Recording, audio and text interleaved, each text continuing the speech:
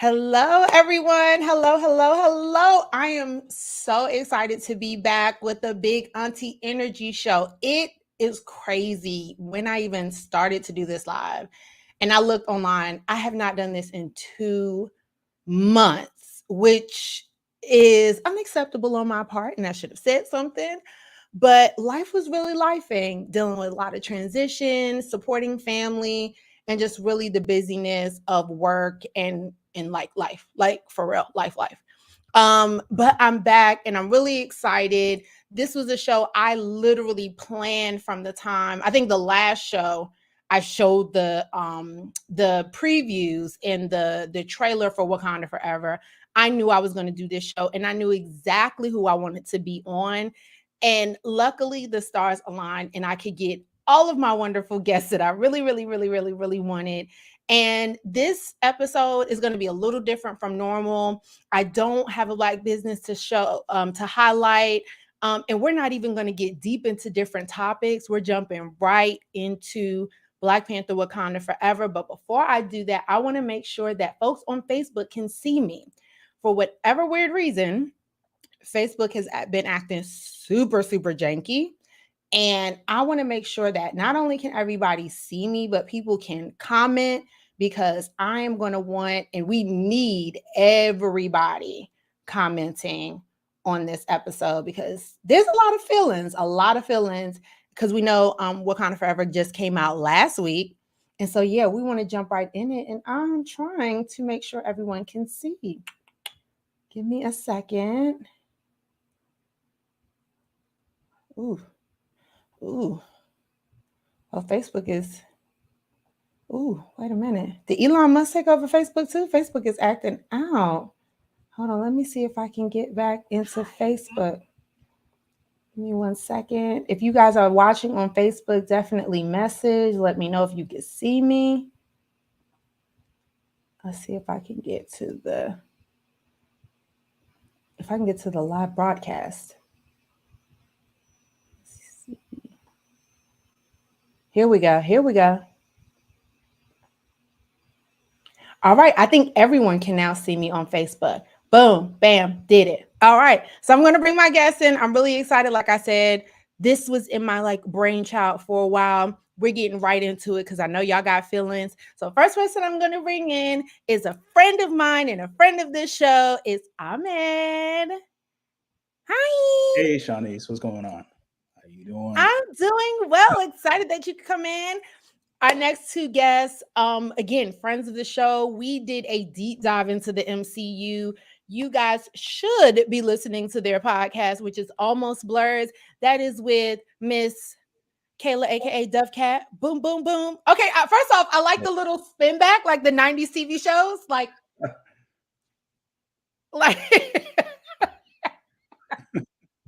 It's giving big 90s energy. I love it. And then, of course, we have her wonderful co-host, JB. What's up? Hello. How's it going? Excited to have y'all here. I was gonna do something too, but were you gonna give us a 90s? Yeah, I had a drink. I was gonna act like I was drinking. Like, oh, hi. Okay. So we all have to do our 90s thing, like. And like Eddie watching the car and everything. Like, oh, hey, how you doing? Yeah. Like, whatever happened to the good 90s sitcom intros? That's an exception right there. Theme song, top 10 theme songs. Exactly. Or the slow turn from Living Single. Anywho, listen, I am super excited to have y'all on. I know all of us here are Marvel fans, whether it's the comics, the movies, or both. We're going to jump right in. I know everyone's seen it. How many times has everybody seen it? I've only seen it once. Me too. I'm going back to see it though. End up seeing it twice. You're going back? Mm-hmm. Me too. Okay. Well, look, we'll jump right into it since we've all seen it once. I know Ahmed has seen it twice. I want to start off with what were your initial reactions? How are you feeling about Black Panther 2, Black Panther Wakanda Forever? Hey, Brian. Ladies first. Kayla, you want to go? Ladies. Oh, me. Okay. I loved it. I had high expectations going into this. I I was super excited to watch it. I know it was like a long run time. That didn't matter to me. I was locked in. Um, of course, I had some critiques, but for the most part, I think it was a beautiful film. I loved it, and I'm excited. I don't know. I'm excited for the next movie. I'm excited for Namor, Daddy Fishman. Okay, I am ready. Okay, I didn't even care that man killed folks. I didn't care. I did not care. Carnage meant nothing to you. Nothing. Not a thing. Not a thing.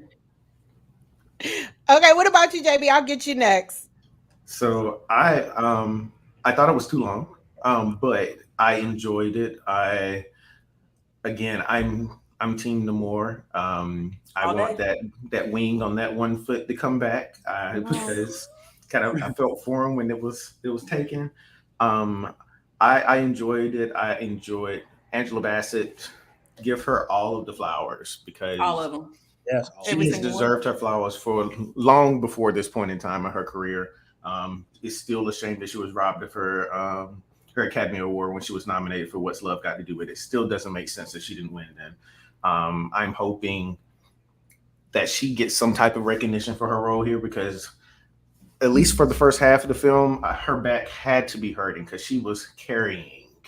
She was carrying because like she was just killing it. She got a back brace. She got that. Yeah, every scene she was in was magic. It was great. And I love that they found a way to honor Chadwick Boseman in the way that they did.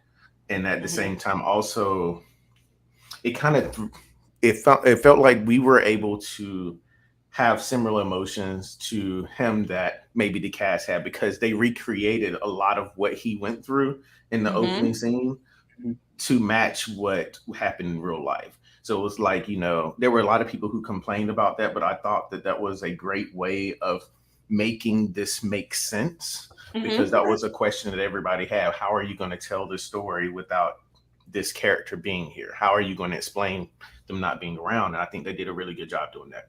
Very tasteful. I didn't think it was disrespectful at all. I mean, they could have easily been real reckless with it, but I thought it was done very well. Yeah. Okay. All right. What about you, Ahmed? Give us your opinions. I give it an 8 out of 10 because there's no perfect movie out there, and I have the receipts of it. Angela Bassett for Best Supporting Actress in the movie. Honestly, I had the receipts. I posted. She'll be the first cast member out of all MCU that's going to win an Academy Award. She's going to eat it up. So you're claiming it. I don't know if they'll give it to her for this. No.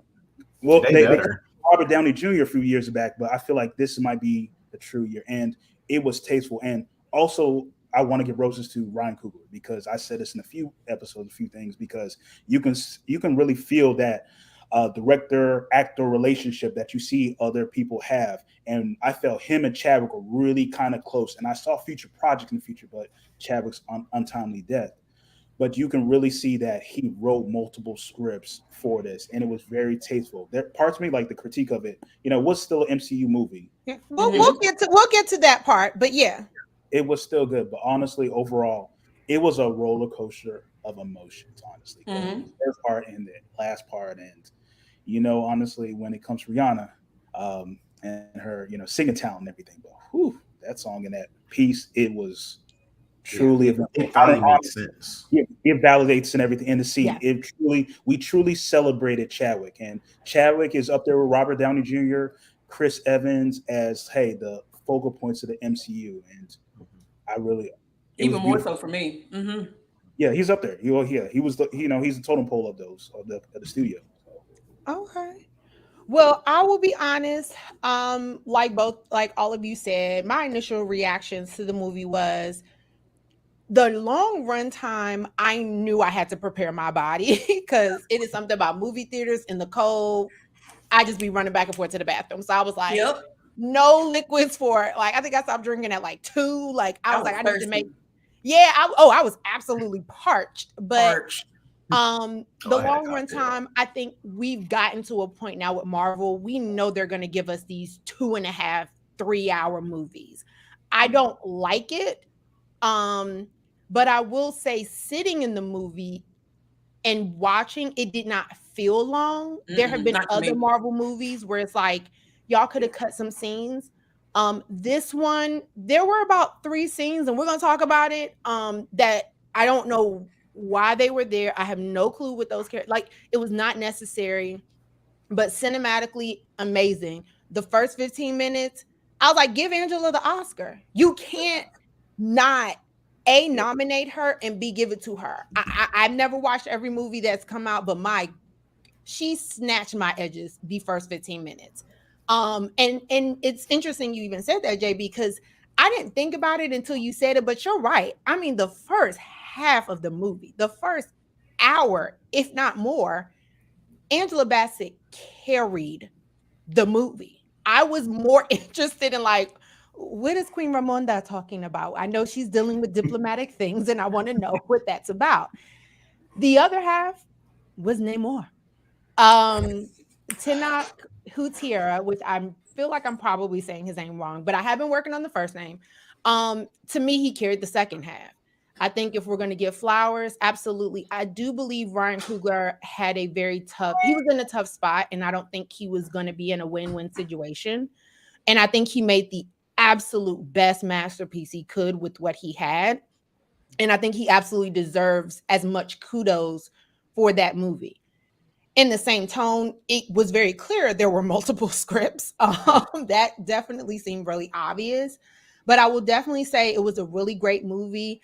I believe that some people are giving it higher regards as being the best Black Panther or the best MCU movie or even the best movie in Phase 4. We're gonna get into that next.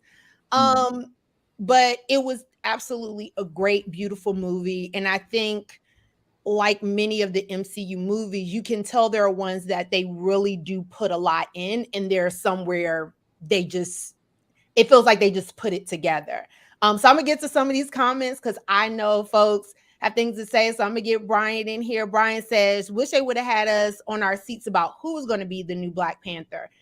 So here's my thing with that, and I really want to hear you guys about this too. One thing about this comment, and I really wanted to pull it up, is that unfortunately, Marvel in Phase 4 has been giving away some of the best plot surprises in their trailers. And I feel like they've done it for almost every single movie in Phase 4, except the one movie they don't have full control over, and that is Spider-Man No Way Home. But I think if they had full control over Spider-Man No Way Home, they would have done that. What do you guys think? What do you think? I personally wasn't really bothered by that because as someone who's followed the comics, you kind of know that that's going to happen. If anything, people probably would have been a little thrown by them just choosing a random person to be Black Panther rather than someone who's been known in the comics to become Black Panther. I think that would have been a little off-putting. So most people, as soon as they said that the Black Panther movie was coming out, a lot of people were already speculating that it was probably going to be her anyway, just because of her history as the character. Okay. All right. So, hold on. I got one more comment. Hey, I feel that it was done this way to show the weight she had to carry on her shoulders. Okay, as Queen and Mother mourning her child, and scared her for another. So, I mean, yeah, but I think when you talk about characters, I just think Angela Bassett truly just killed it, just by far. So, my next question is we're gonna jump right into the other side of it. Now that the movie magic has settled a little bit, we can jump right into critiques. What worked for you and what kind of didn't work for you with this movie? For me, what didn't work for me were the scenes with the CIA, and that it just seemed pointless to me for what the story that they were trying to tell. Like, it really felt like it was happening. The CIA stuff was happening over here, and they were kind of doing stuff with Wakanda and Namor and them. It just kind of felt, I don't know, it didn't feel like they were together. However, I do know that Marvel has I'm not gonna say a bad habit, but they do in their films kind of give breadcrumbs for stuff that's going to happen later. So I have a feeling that this whole Americans trying to take vibranium, that whole type of thing is going to come up later. But it just seemed I don't know. They just kind of seemed out of place for me. What else? I can't think right now. I'm sure when y'all start talking about it, but that one thing right there, those Americans, I was just like, I don't like y'all being here. That's why I was out. You know what? I was fine when Namor killing them in the beginning. Totally fine. Didn't care not one bit. Get them out of there. Wipe them out. Wipe them out. Wipe them out. I didn't even feel bad. I will, sorry, you know, that when I said earlier there were about a few scenes that could have been cut, the 3 scenes with the American, I don't. All of them gone. To me, I get the whole thing. You got Miss Fontaine, Della Fontaine, whatever her name is, and you got like, it did not move the story. It did not add to anything in the plot. This is the end of it. Like, it to me, it just made no sense. And even some of the dialogue, I was like, is this affirmative action? Like, is it, we gotta technically have white people in here? Like, I just never understood, even towards the end when he was getting, I was just like, Okoye taking a tree out to steal him. I was just like, what are we doing? Like, what is this scene for? Like, I appreciate Ross in his role. And I feel that, you know, she's got she's getting pushed. Like, I know you're pushing the Thunderbolts. I know you're pushing these content down the road and position her, but she's not Amanda Waller. You know, hey, and I think honestly, it might be a place that or Nick Fury. Or Nick Fury. That's what I was about to say. That's what they're trying to make her a Nick Fury. So I've saw online a lot of the conversation about they're trying to make her this Amanda Waller. I've seen it on Twitter. I've seen it on a few other YouTubers, and I was just like, it's weird. That didn't cross my mind, but now that people are saying it, I'm like, is that what they're trying to push?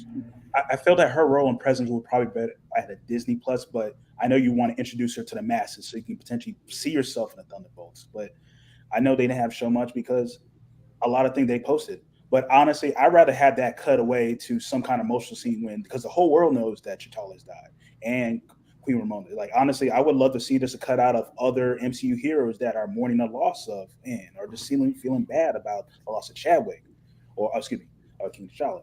But it just felt it was unnecessary personally. Yeah, I had issue with the Ross scenes, but I'm glad that they actually finally took time to explain who she is, because up until this point, she was just this character that was appearing randomly talking to these people, but they had never given her an actual background.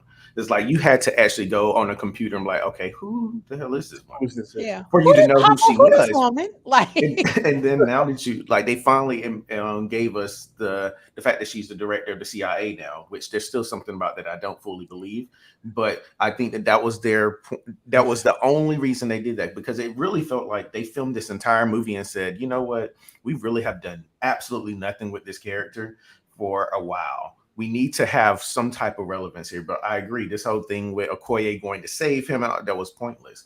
But as far as things I liked, yeah, I think it's interesting that you don't hear people talking about Shuri as much as they should be, because some of her scenes were some of the more powerful ones. Like the moment when Angela Bassett took her bow and she screamed "Mama," that was a very big moment. That was an emotional scene. Yeah. And it's like, you know, whether you agree that she should be Black Panther or not is one thing, but to ignore that this woman was acting, like she was acting when she had her moments when she was on screen, and people are not giving her the recognition that she deserved because so many people are still stuck on the fact that she's Black Panther. That's not fair to her character. That's not fair to her. Can I counter that a little bit? Mm-hmm. I think because, yes, she was definitely acting her ass off, and I definitely have never doubted those abilities. I think where she's not getting as much of the recognition is that the scenes where she is with other characters, she gets eaten up and she doesn't have the presence. So that scene, yes. The final scene, and then you hear Rihanna, right? Lift Me Up. Yeah, those were 2 really great scenes and emotional scenes, but the scene in the dorm room, she got ate up by Okoye and Riri Williams. Like, Riri wasn't good. I need to be. Someone needs to say that. Wow. You can't be eaten up by someone who sounded like they were forcing lines. Yeah. The acting from that young lady, there needs to be more back work. But a lot of the scenes, especially the Namor scenes, the Queen Ramonda scenes, I just felt she got eaten up in so many of those scenes where other actors were just stronger. Okoye in those scenes, that college dorm scene, I was like, Okoye stole the scene. This person stole the scene. I just feel like she did have good moments. I just don't, even a lot of the scenes with her and M'Baku, even when she has the suit on, Winston Duke is significantly bigger than her. And as much as they tried to camera angle it where he doesn't look so overpowering, his presence does, his acting does. And I think that could also lead into why we're not getting a lot of, if people say who are the top 3 people in Black Panther Wakanda Forever who did amazing, her name is not in the top 3, because I'll be honest, when it comes to a lot of the scenes, she just got ate up by everybody else. I don't know if I can agree with that, especially not with I don't agree at all. Because M'Baku was not half as the character he was when he was in the first film. So any scene he was in was very much down here compared to what we've been exposed to. I think that they did M'Baku an injustice this film than they did in the first film, because he was a character favorite. He was a fan favorite from the first one. And this time, the best moments he had was him saying, "Cool, Khan," and all his demons. Like those were his 2 moments. He didn't have anything else. So I don't know if I felt like she was overshadowed there. But what you also have to notice when you're looking at those scenes where you think you said that she was being overshadowed by others, she also didn't have a lot of lines in those. Exactly. She didn't have meant for her to be overshadowed if you have Yeah. Here's the thing with acting, you don't have to always. Viola Davis was nominated for The Help in a lot of. She didn't even speak a lot in that movie. What? If you look at The Help, go back and watch The Help. There are scenes where it's more of her presence or her facial expressions. They even I think there's a thing where it shows how many lines she had. I'm not saying she didn't speak at all. Hold on. I'm not saying she didn't speak at all, but I'm saying is that some of the best scenes were not her doing these large monologues or her having a whole bunch of dialogue. You can still have strength in scenes and not have the most lines. That's not how acting works. There's a best supporting actor, because Help is probably not a good example for that then, because Doubt would have made more sense for that. That makes a lot of sense.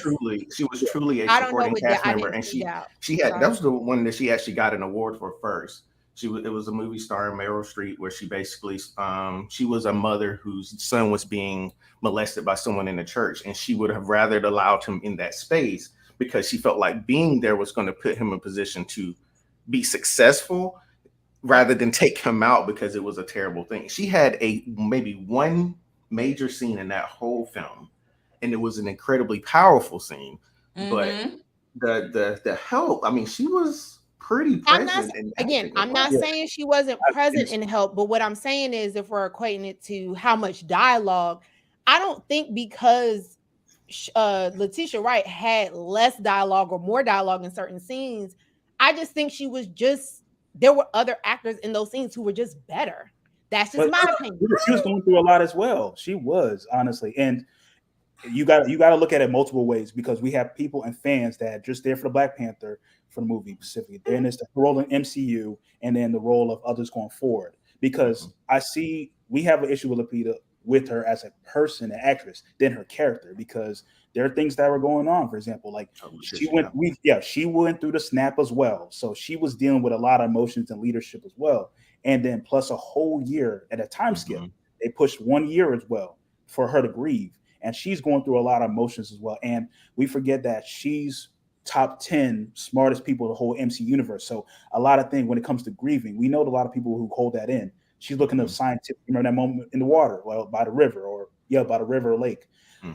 She's looking at a scientific aspect of grieving, the emotional and spiritual side that her mother's trying to tell her, the queen is trying to tell her. She's trying to break it down. And some people go through that, and she does not know how to grieve. And we've seen the progression throughout the whole movie as well.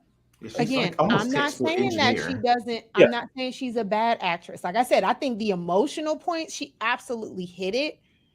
But I think when we look, if someone were to say who had the best performances in this movie, the first names we all named it. We said Namor, we said Ramonda. Those, to me, if I'm going to say nominations or who really killed it, knocked it out the park, those are the two I'm going to give it to. For me, Letitia Wright she gives powerful performances in the movie. Yet, regardless of grief and all that other stuff, I just don't think she was carrying all these scenes. And I think also for a movie and moving forward, do I think she's going to carry it?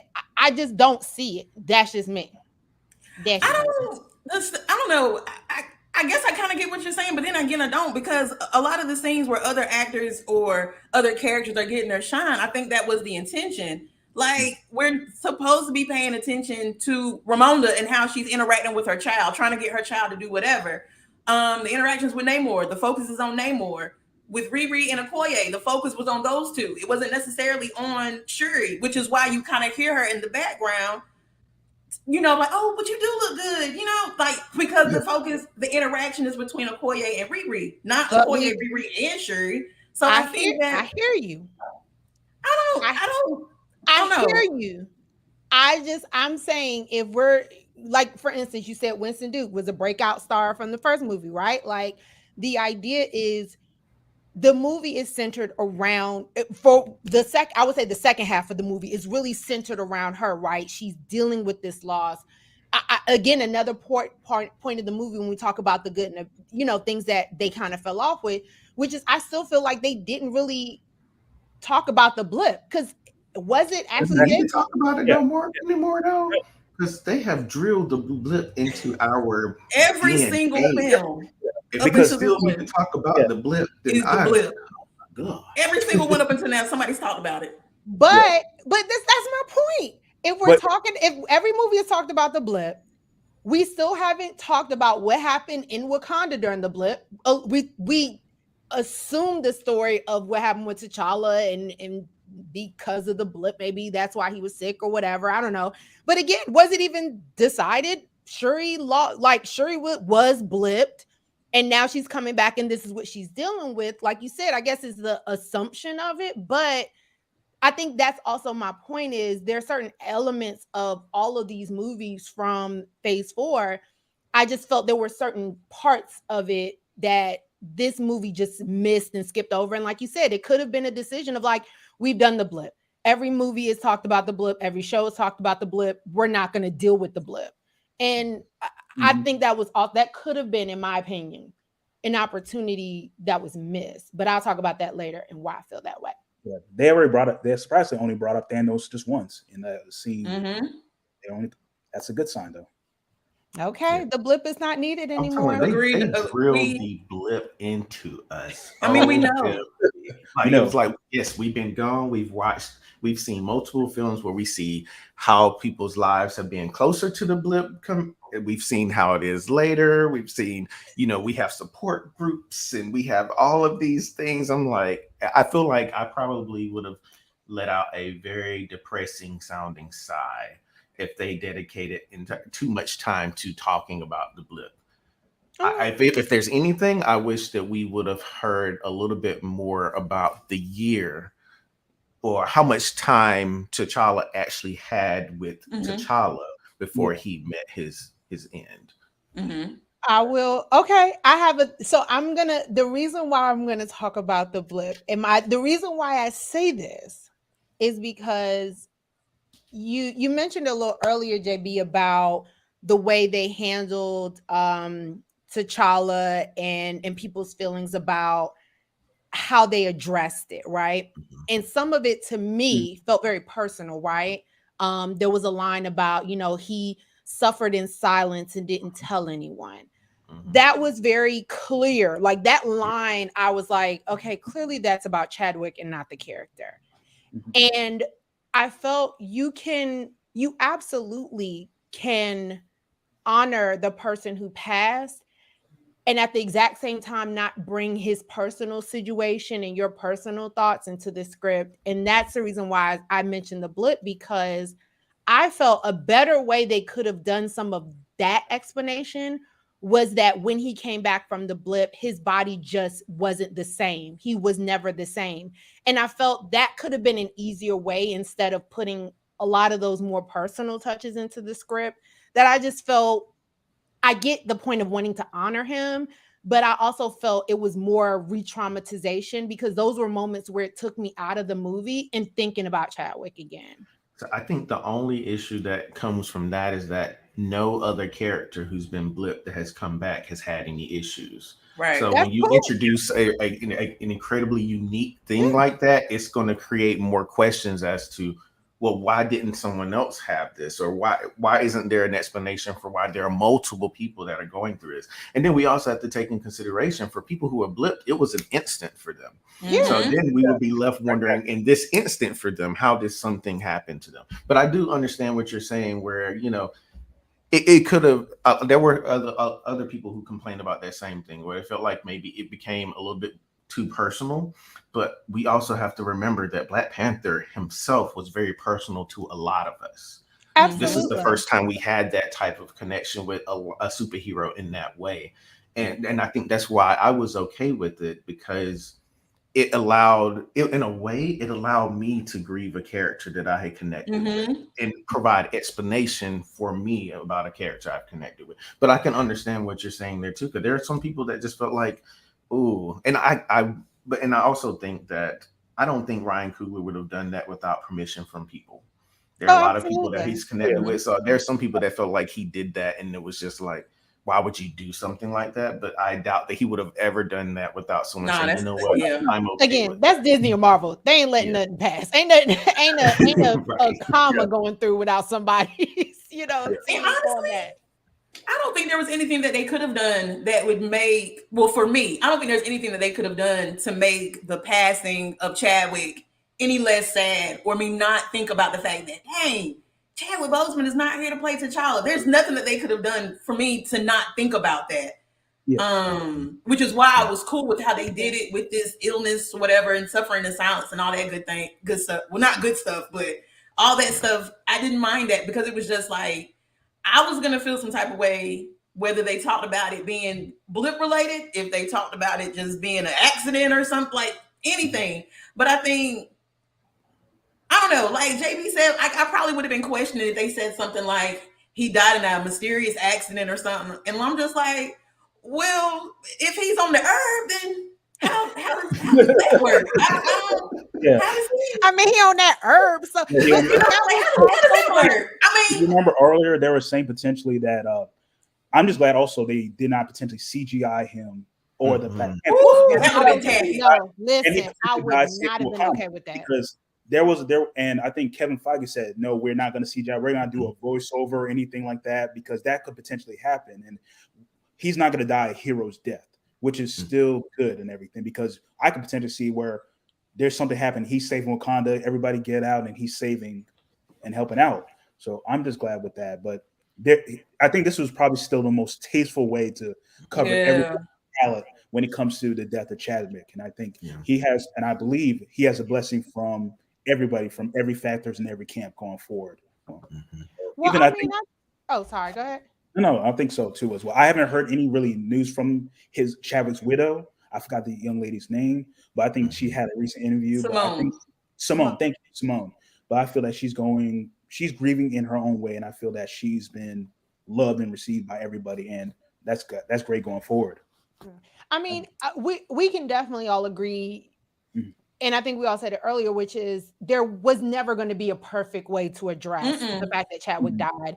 I know some people were like, oh, the CGI thing from things like, Fast and Furious, after Paul Walker died, and after Star Wars after Carrie died, but Carrie Fisher. The only difference, and I tried to say this online, I was like, the difference is that they died in the middle of filming, and a lot of them had filmed a lot of stuff. They CGI'd the rest to just get the film through till their death in these movies. I said the difference with Chadwick, and I knew they weren't going to do any type of CGI when it made sense, which was they didn't know. He never started filming that. They all openly said the last time we saw and talked to him and he was here and doing stuff with Marvel was when he was doing voiceover for What If.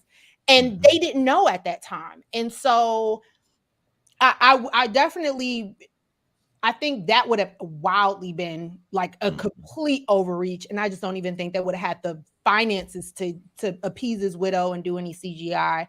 But I do feel you. I think they just did the best they could with the situation, and it just wasn't. It was never going to be perfect. I just think the blip could have been an easier out, because even like you said, then you would have had more questions. I still had questions like, well, how he sick if he on that herb? Right. Yeah. He's still on the last herb, like he on the last flower, like on that purple. He on that purple, so like Ryan said, he on that purple herb. So it was kind of like, well, what sickness? What you mean he was suffering in silence? He's supposed to go into the ancestors when he's old and gray and one of his eyes is glass. Like, what are you talking about? So maybe y'all can help me understand this, because I feel like I missed that part too. Are we supposed to be under the assumption that the herb is all healing? Or were we under the assumption that the herb was actually just granting them certain abilities? Because if they're granting them certain abilities, then it doesn't make them exempt from sickness. And I think that's why Shuri was trying to create something unique to do that. He's a superhero. Superheroes don't get sick. Yeah. I mean, but they can die. Like, like they can Iron Man can die because but Chris Evans, Steve Rogers can die too. He's died before in the comics. So death is inevitable. You're not immortal. Like, they don't live forever. Look at his dad. I think his dad was a Panther at one point and he died. Yeah, but I don't think you can get sick. I think if you on that herb, you ain't getting sick. You ain't getting we're saying that herb. I didn't mean to, y'all. Kayla started it. My bad. So look, so we talked about some low moments. Were there any favorite scenes? How were y'all feeling specifically learning about Namor's character? And I'm not even gonna say none of those words because I ain't gonna tell. I still was struggling just to learn Tinoch's name perfectly. So how are y'all feeling about this new villain-ish? I loved the rollout. Okay, loved it. Okay, I loved it. I felt like he was like chef's kiss. I thought he was perfect. Like, I thought that he was charming, scary, attractive, and believable. I believed him. Like, I believed that when he said that he was gonna flood Wakanda, I believed him. Okay. Listen, everything he said he was gonna do, I was like, y'all better quit playing with this man. Don't play with him. Even like the moments where he's threatening. Okay, like my favorite part, like y'all talk about he was a killer, he killed folks in Wakanda. Yeah, he did. So sorry for those people. Sorry for your loss. Right? But when he told Shuri, mourn your dead, bury, what did he say? Bury your dead, mourn the loss of your queen. Your ass is queen. You gotta wait to get your shit together. And I was like, he did. He laid it out flat. Like, this is what it is. I was like, y'all better do what he say. Okay, he's not playing. Look, somebody was on TikTok and they were just like that Namor with the tallow cans. It's like you hit them and they're gonna kill you, right? It's like they took it to the extreme. That was one thing I noticed, and I was like, it dawned on me like midway through. I was like, they don't take prisoners. Like, you will see the Dora fight, and you'll even when from Black Panther 1 when they went to the casino and everything, the Dora will fight, but they'll leave people a little jacked up, but you can still go home. They're not taking going home. You're dying. You're going home in a box. You're going to the ancestors. Like, they're playing zero. I was like, this is south side of Wakanda, right? Because literally, this is below sea level. They played no games. I was very taken aback. He was like, okay. Now, Nakia, she killed those two people, right? That weren't even being like violent, right? And Namor was like, bad. I'm about to wipe out your village. I was like, over two people? Yes. Over two people. Yeah. Okay. Yeah. Well, hold on, wait. Wasn't one of them like maybe his daughter or something? No, not the one that was dead. Nah. Oh. Yeah, no, I will admit one thing. I was very taken aback. That's why I think the second half of the movie, I was like, let's go back on the sea. Like, I just want to know what's going on down there, because I have no clue why. I mean, they just didn't take any prisoners. It wasn't fight for defense. It was like, no one will know about this. He said, if you speak our name, like, when you used to get upset and like get in a fight with somebody, you like, keep my name out your mouth. They literally meant that. Like, for real. Keep my name out your mouth to a totally different level. For real. And I was just like, I went with him. It's like that issue where you remember what we saw at the end of Black Panther 1, like, hey, we're opening where T'Challa opened his doors and told her, hey, we know what's going on. This is Wakanda truly. That's why some people are against that. Like, hey, we need to keep this hidden. We need to don't give this out to us. And I felt that this is the same way for them, where we expose, like, hey, there's a beautiful world of people of color down in the ocean, and their people really just want to be left alone. And we saw in his quote unquote MCU origin story about him, he's going up to bury his mother, and he wants to see that. And he saw white colonizers kill his mother's people, and he went told it, hey, he went off on them. And that was a great part. I love to see colonizers get killed and everything, and I hope to see more. Even my man in the cloth, okay, my man was a whole monk, and he was like, oh, you're going too. Like, everybody's getting this business. Don't get those missionary stuff. You know how that goes and everything. So that's out of here. You gotta go. So, you gotta go too. I have a question for y'all. I brought it up on our podcast episode recently because we did a full reaction thing. And one thing that I had a complaint about as far as Namor and his people was that, and this is, if there was a part of the film that I think that Ryan Coogler missed the mark on, it was this. In the first film, culture was major. Like, we got thrown into Wakandan culture. I feel like Namor and his people's culture was glossed over. Like, we really didn't spend a lot of time seeing things, and then the scenes underwater were so dark. Yes. So you didn't really get the vibrancy that you should have gotten from that type of stuff. And I know that, and I'm sure Dovecat will speak to this very highly next month when the Avatar movie comes out. That whole movie has so much underwater, and there's going to be so much life that you're going to be able to see there that I wish we were able to see in this, because I was very interested in getting that front and center. This is what these people, like, this is what you get from these people. And, for the so many people to now be represented in this way on screen, I really, and then as someone, like, I'm not of Mexican background, but I'm Puerto Rican, and it's great to see culture. I love to see culture, and I wanted so bad to see that type of culture from there. You got small pieces, like, you got their dress, you got to see their respect for other people in royalty, regardless of anything. Like, they treated Shuri as a princess down there, despite the fact that they told her, we're going to take her out too, but we're going to treat you with respect. Yeah, we understand who you are, princess. Your girl. Yeah, but just maybe you made a great point. I feel that, but I think it was just an introduction to the MCU. Same way how we've seen other characters brought in the certain aspect, but we couldn't give so much. And I'm sure that we say bring it up. If Chadwick was alive, it'll be a different reaction, because there's a different relationship between Namor and T'Challa. That's a big thing right there. So, but I think it's a good tipping point where, with the amount of money they're going to do, because we all know they're going to do $1 billion plus. This is a perfect opportunity to set that way to bring them more to the MCU, because you remember the other rumors that we're going to bring in. I thought potentially it would have been a Dr. Doom situation. I was waiting for a Doom. I was hoping, fingers crossed, like Dr. Doom would be a perfect way to introduce. But my joke was, the reason why it was so dark is because we pollute the ocean so much. So that's why it was so dirty. It was so dark. Hey, so that's why they're at us like, hey, you people were going to come for the surface dwellers. But it was an Avatar, but it's still dark. I will say, okay. I don't, how I feel about DC. JB can speak to this. I don't know.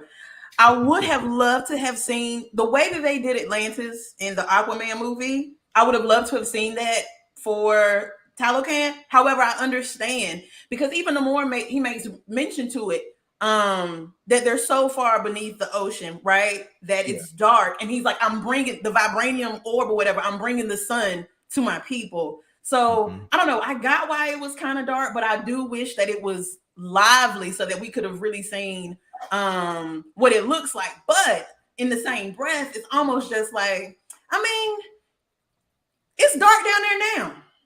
I mean, even with the sun, it's dark down there right now. So it's like, was it kind of realistic? Maybe. Would I have loved to see it spruced up a bit? Yes, so that we could really see it. But I just needed I just needed it just to be just a little bit. Just like in my mind, I see a scene where Shuri's just standing in the middle and there's just a panning of everything around her. Like they had a moment where you could see it straight on, but almost like to see it from her point of view. What did this place look like for you? I think I would have been satisfied with something as small as that. But, you know, and then to your point, when you were talking about, you know, they just kind of took things too far. My dad is full-blood Puerto Rican. That's what they do. I've watched my dad go from 0 to 100 for absolutely no reason whatsoever, and then go right back to normal. Like, okay, well, let's keep on moving. Right? Yeah, they're dead. That's happened. So here we are. I will agree.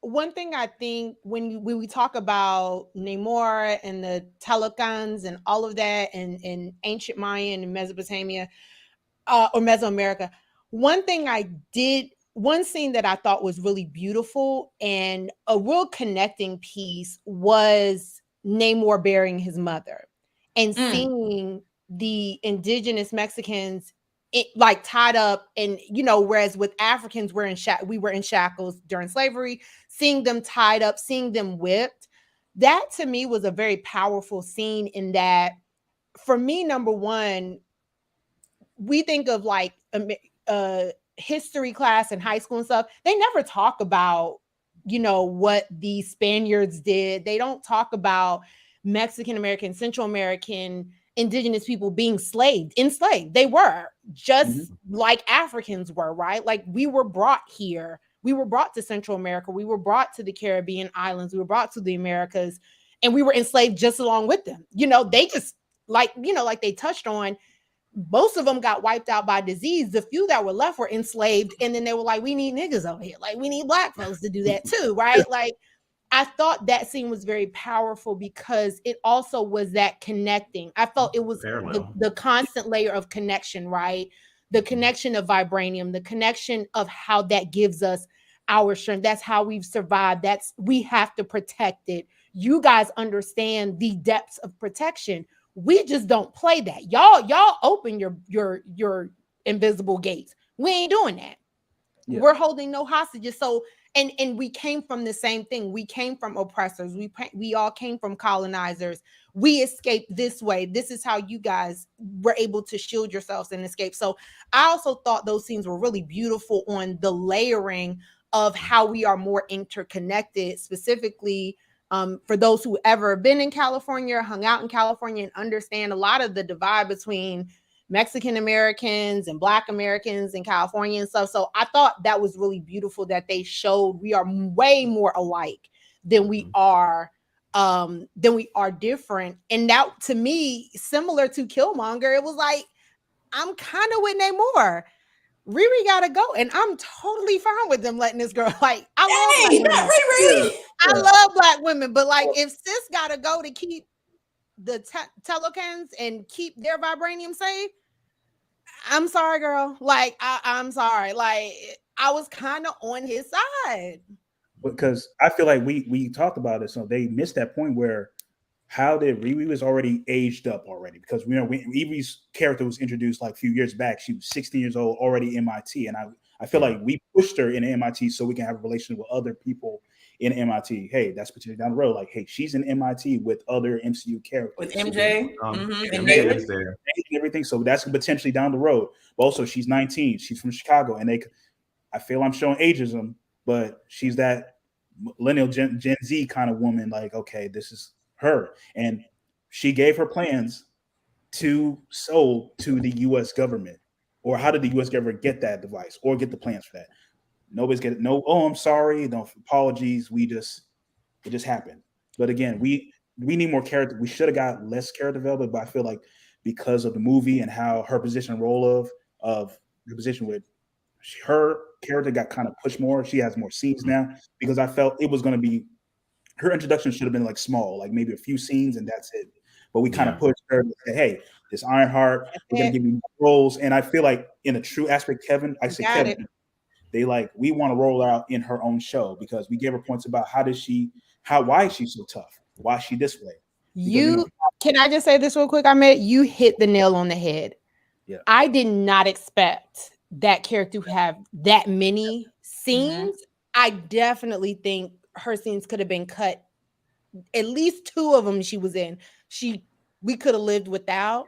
Because I felt the same way. I thought we were going to get a cute little intro of her.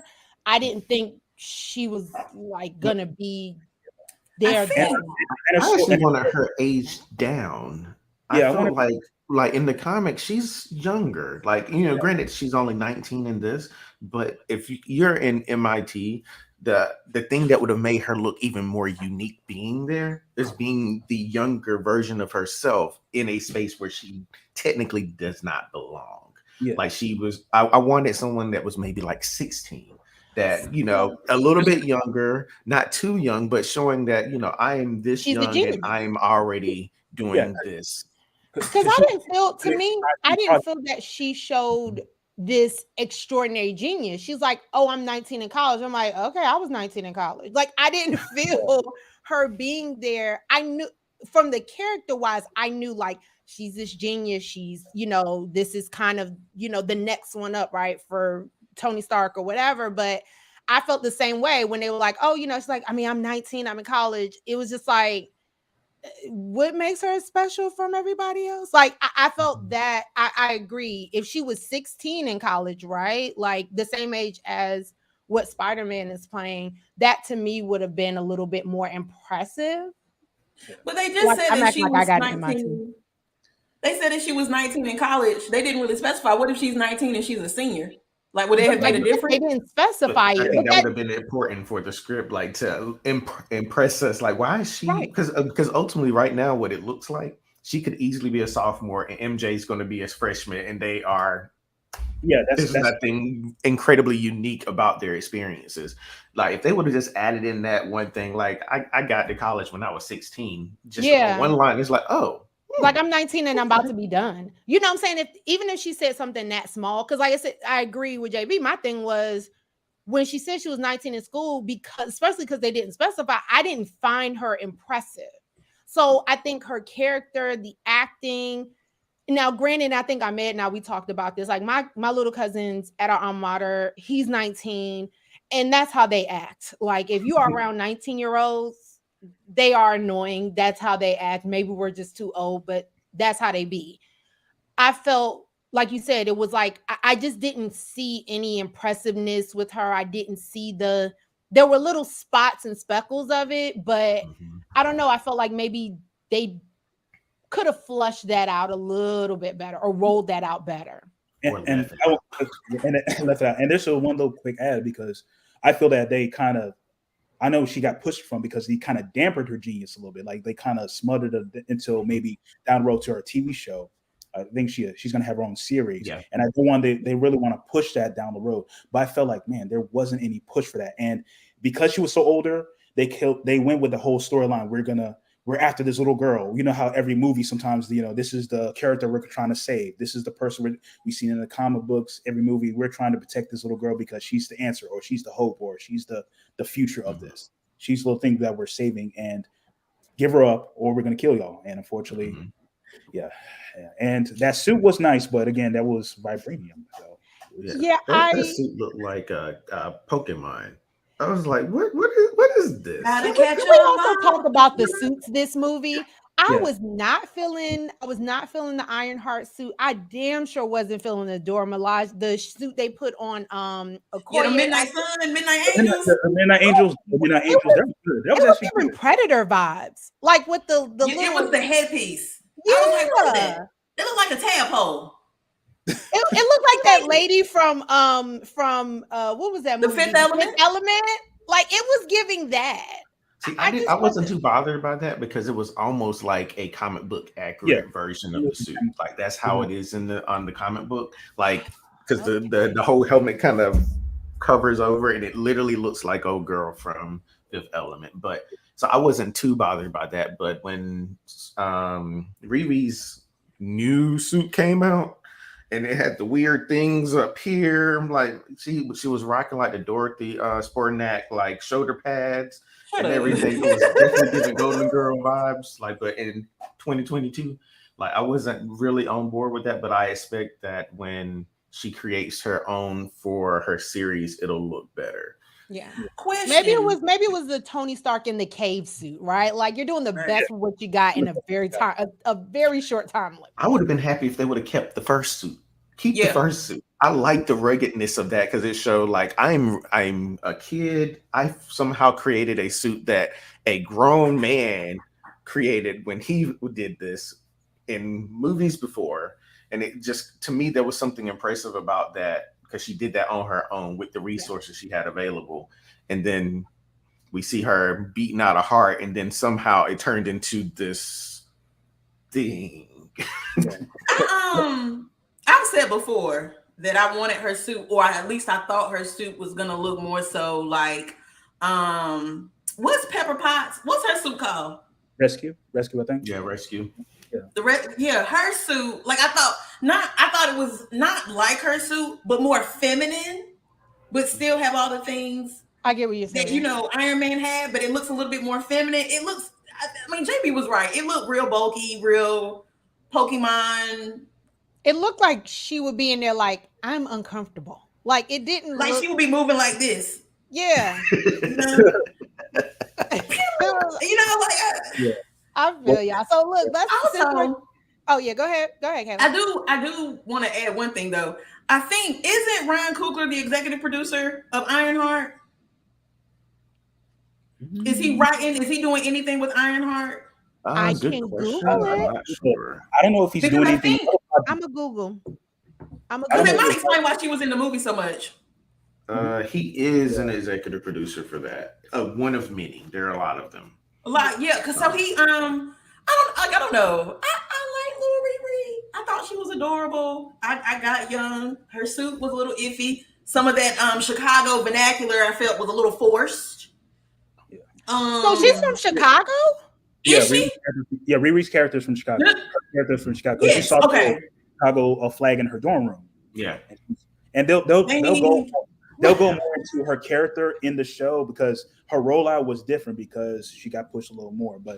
And this is the hard part. JB, do you remember? I think earlier the first kind of comics they kind of overly aged her, almost sexualized her in like the artwork of her. And that's the thing. Like, it'll be better like if she was 16 or in that same age group was the potential young Avengers. Like, hey, she's about that 16-year-old, but when she's 19, she's like the grown person of the group. Like, she's so can I say that was also another point with her character that I felt took me out of it because I was like, well, she's older, but isn't she supposed to be in that group with Kamala Khan and all of them? Like she's 3-4 years older than them. Like how is that? Is she? If we gonna add in Kate Bishop for Reebok? Sorry, Hawkeye. My bad. Y'all don't. Sorry. That's what I call Kate Bishop. Okay. Can I tell you the funny thing is, I legit forget about her because everything about that Hawkeye series is the most forgettable thing I want to happen in my life. I loved her as a character, but the series was, it was trash. It was not the best. Like seeing her comic book character, seeing how she is in the comics, she embodied who Kate Bishop is in the comics. She just was in a show with someone like Hawkeye that they've never built up to be a character we cared about. Which is a disservice. I'm too old for this shit. He was literally, I'm too old for this shit. He was the most Danny Glover ever. So look, let's go. I want to go to the next one because we're talking about characters and where this might go. What are your thoughts about where do you see this franchise going? Or where would you like to see this going? We know there's going to be a series. They are developing a Disney Plus series that's going to, I guess, dive deeper into the different villages and everything about Wakanda, which I kind of felt like they should have did first before this movie. But where do you guys see this franchise going? We know that it's not slated in phase 5, but what are your thoughts? I agree already with what Dovecat's about to say. She brought this up not too long ago, and I was like, let me put my sleeves up, because not only am I hot in temperature, hot takes. Come on. So look. Okay, so look, I bet. So we know we're probably gonna get Black Panther 3, right? JB said that we're probably gonna get some years, we're gonna get an age up after Quantumanium, which I agree, right? So when we do get Black Panther 3, if we do get Black Panther 3, I can't see them not, but if we do, we're gonna have an aged up T'Challa who is being reintroduced. This is a way for them to you take my hot take, I'm going to take you off of this feed. You better not take my hot take, but go ahead. Okay. So they're gonna so this is a way of recasting T'Challa without actually recasting T'Challa, because it's a different T'Challa. Now, with the T'Challa that we're gonna get, the T'Challa, the baby T'Challa with his cute little angel self, that's the one they're going to ship with Storm. So that's where I see that going. When they introduce when they introduce the X-Men, when they introduce them, we're gonna have Storm. People have been screaming, T'Challa and Storm and Suri, blah blah blah. They're not gonna get it with this one. But the baby T'Challa, that's the ship. That's the one we're gonna see with Storm. That's my prediction. That's where it's going. I'm done. So here's the thing. That's not a hot take, because that was going to be mine. That was literally what I was going to say. That was why I put that question there. Hot takes. Yeah. She texted me that the other day, because when we recorded, I was like, we have to remember that in Ant-Man and the Wasp, well, when we go back to when Infinity War was happening, Scott Lang went into the quantum realm. Mm-hmm. For what felt like 5 minutes to him ended up being 5 years. We know that they're spending a lot of time in the quantum realm in Ant-Man and the Wasp, which means that there's probably going to be a lot of time that passes while they're there. So there's no telling what the time jump is actually going to be when they come out, and how much older this T'Challa is going to be. When she said that, I said, you know what? You might be on to something. Because people want it. People want it. So here's the thing. My first thought leaving the theater was, so that's how they're recasting T'Challa. And this is also how we can still get Storm, because again, Black Panther is not in phase 5, and we know mutants are coming, but they probably won't be till the end of phase 5. So I thought the exact same thing. I said, they have time to age the kid up, then slowly introduce him into who he really is and what he is going to have to step into. And this is how we're going to get T'Challa recast in a way that's going to be a lot gentler on fans of the books, movies, the comics and everything, right? Like, this is, I literally, when he walked down and I said, this is how we appease everybody. This is how you make, like, I was team recast T'Challa, and this is how they are appeasing the fans who wanted to still see more of this character. This is how they're going to introduce it in a way that's a lot gentler. Like, this is his baby, guys. He is a true Wakandan. His mom and dad are Wakandan. Like, this is how they're going to do it. And that was literally my take. I was like, there's time in between phase 5 and when we're going to get mutants and everything. And they're going to have more than enough time to age him up, because from this, he's already 6. So what, 6, 7 years old, right? 7 about 6, 7, about 6, right? 6-ish. So I'm like, we get through phase 5. It literally is genius to do it that way. And that gives us, the fans and those who love Chadwick, it gives us time to get to a better place in seeing a new Black Panther, especially because Shuri, it is obvious she's doing it more out of obligation and not because she wants to be the Black Panther. So that was, I'm so mad you said that, because as soon as you started, I was like, God, like, that was literally why I made that question, because that was my theory. That's where we're going. You know what just hit me? Uh-oh. Come on. They just found a way to explain why she didn't appear in Endgame. Yep. Yeah. Because she wasn't in Endgame because she was filming something else. Yeah. They found a very quick way of introducing why she was gone, which also says sis was out here fighting when she was pregnant. I mean, Serena won a U.S. Open. I know she was basically pulling the Serena at the Australian Open. Like, okay, yeah, I'm sorry, Australia Open. Yes. Mm-hmm. Yeah, I'm a tennis nerd, so. What about? I mean, anyone else have anything different? I mean, it's not just about where we think it's going, as far as the T'Challa thing, but where do y'all see this franchise going in general, and what do you want to see? I'm sorry, I've been talking. Go ahead, I'm here. No, please. Honestly, yeah. No. Well, my hot take was always different, honestly, because I didn't know potentially when it came to Kang and the multi-universe, but I don't know how they're really going to spin it. I know when it comes to people from other universes, because we have Professor Xavier and Reed Richards, not Dr. Reed Richards of Fantastic Four. I was expecting some version of a different universe of T'Challa going to come in and handle some business. I thought so too. Yeah, real quickly, because we always said at the beginning, this is not just a 616. There are multiple universes out there. Mm-hmm. But I think that can still happen. Yeah, it could definitely. It could happen and everything. And hey, who knows? Maybe somebody slides them some heart-shaped earth from a different universe and everything. So some real stuff, not the synthetic stuff and everything. And who knows what happens down the road as well? Because hey, I don't want the kid to have some synthetic stuff. You know, he got to have. No, I just had that pure earth. He gotta have that pure purple. That. The only thing I'm taking away from this is I think that one of the biggest things about Secret Wars is it's just a lot of heroes and villains that are fighting from different places. And what we've been getting a lot of is quick introductions of villains that are being beaten but not eliminated. Yeah. Like they eliminated Thanos, he's gone. But you got you have Namor as an example now. He's beaten, subdued, but definitely made it very clear when he was talking at the end of the movie, like, Wakanda has no one right now.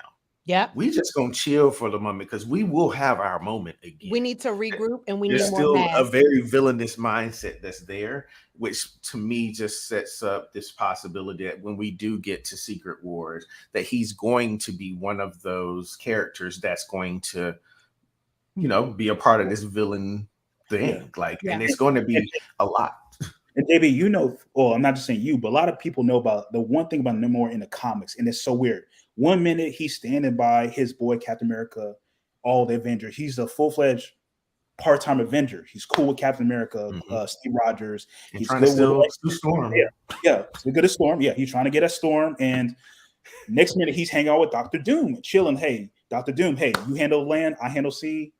We're like, dude, what side are you on? But again, whatever serves him. And I'm glad we had this Namor about because he's Mr. Steel Girl. I'm glad we'll eventually I'm telling you, the Sue Storm is introduced and he come up on Reed Richards like, yo, you got her, but I'm about to have her. Do you think? Because Namor likes them blondes. Oh yeah. I got 2 questions.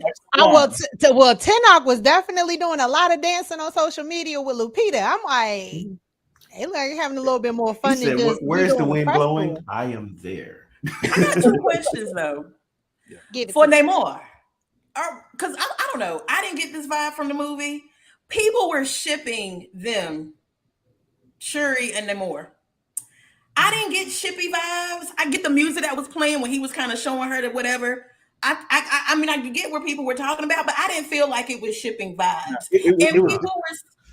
People were saying it was diplomatic flirtation. They were like trying to have people very methodical about that. He was basically smooth talking his way into things. Like, yo, but you give her your mama, but I'm gonna let you know still, I like you, but your girl gotta go. I thought the bracelet thing was the olive branch. That's how I got it. Because at the same time, at first I was like, not your mama bracelet, but then I was like, he's trying to be diplomatic because, like you said, it was very clear he was giving her all of the respect and due respect she should as a princess.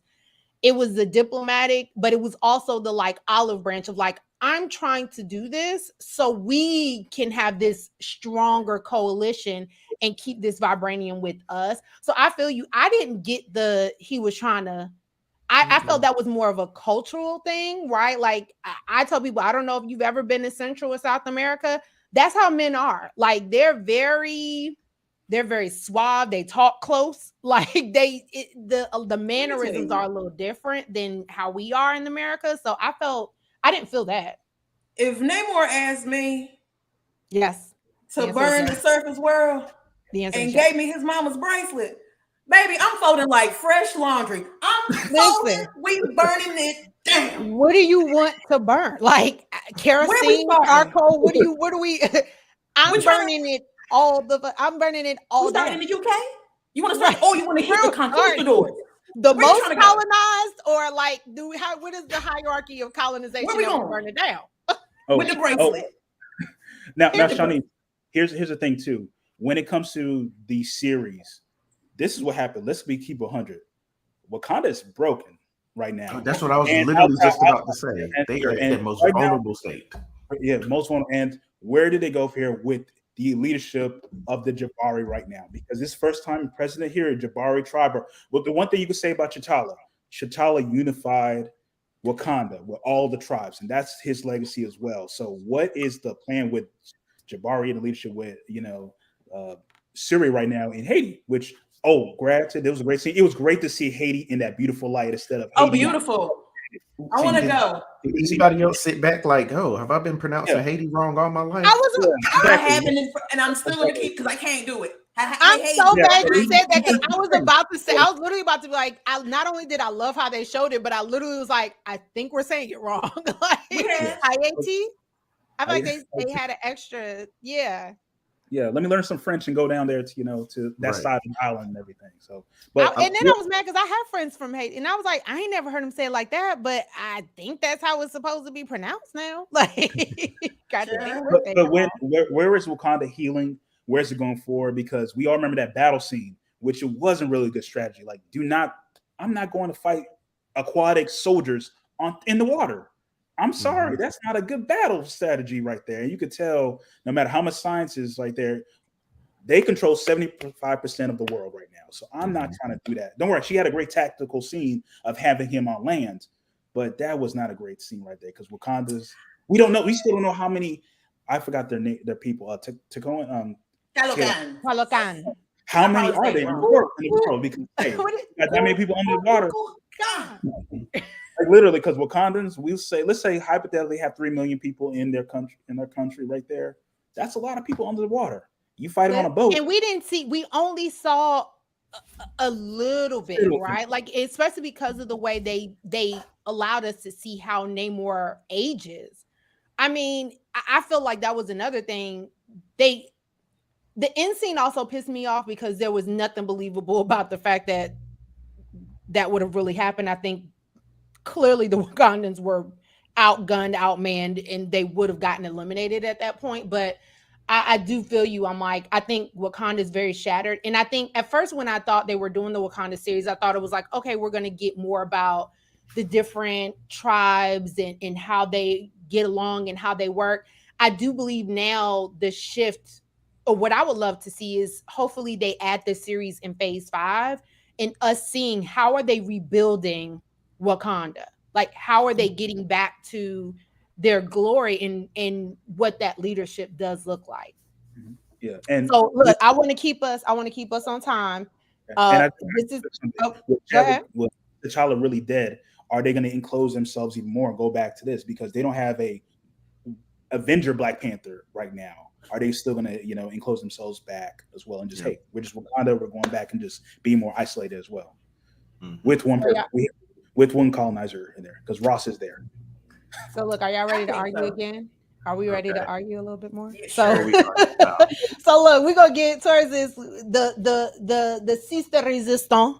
As we know, phase 4 has been bookmarked, right? It has been closed. We know phase 4 is done. Where are we ranking? Because I'm not gonna do this ranking for the whole MCU. We talked about it last time. It's just too big to do that. Where are we ranking this movie? And I'm going to bring up phase 4.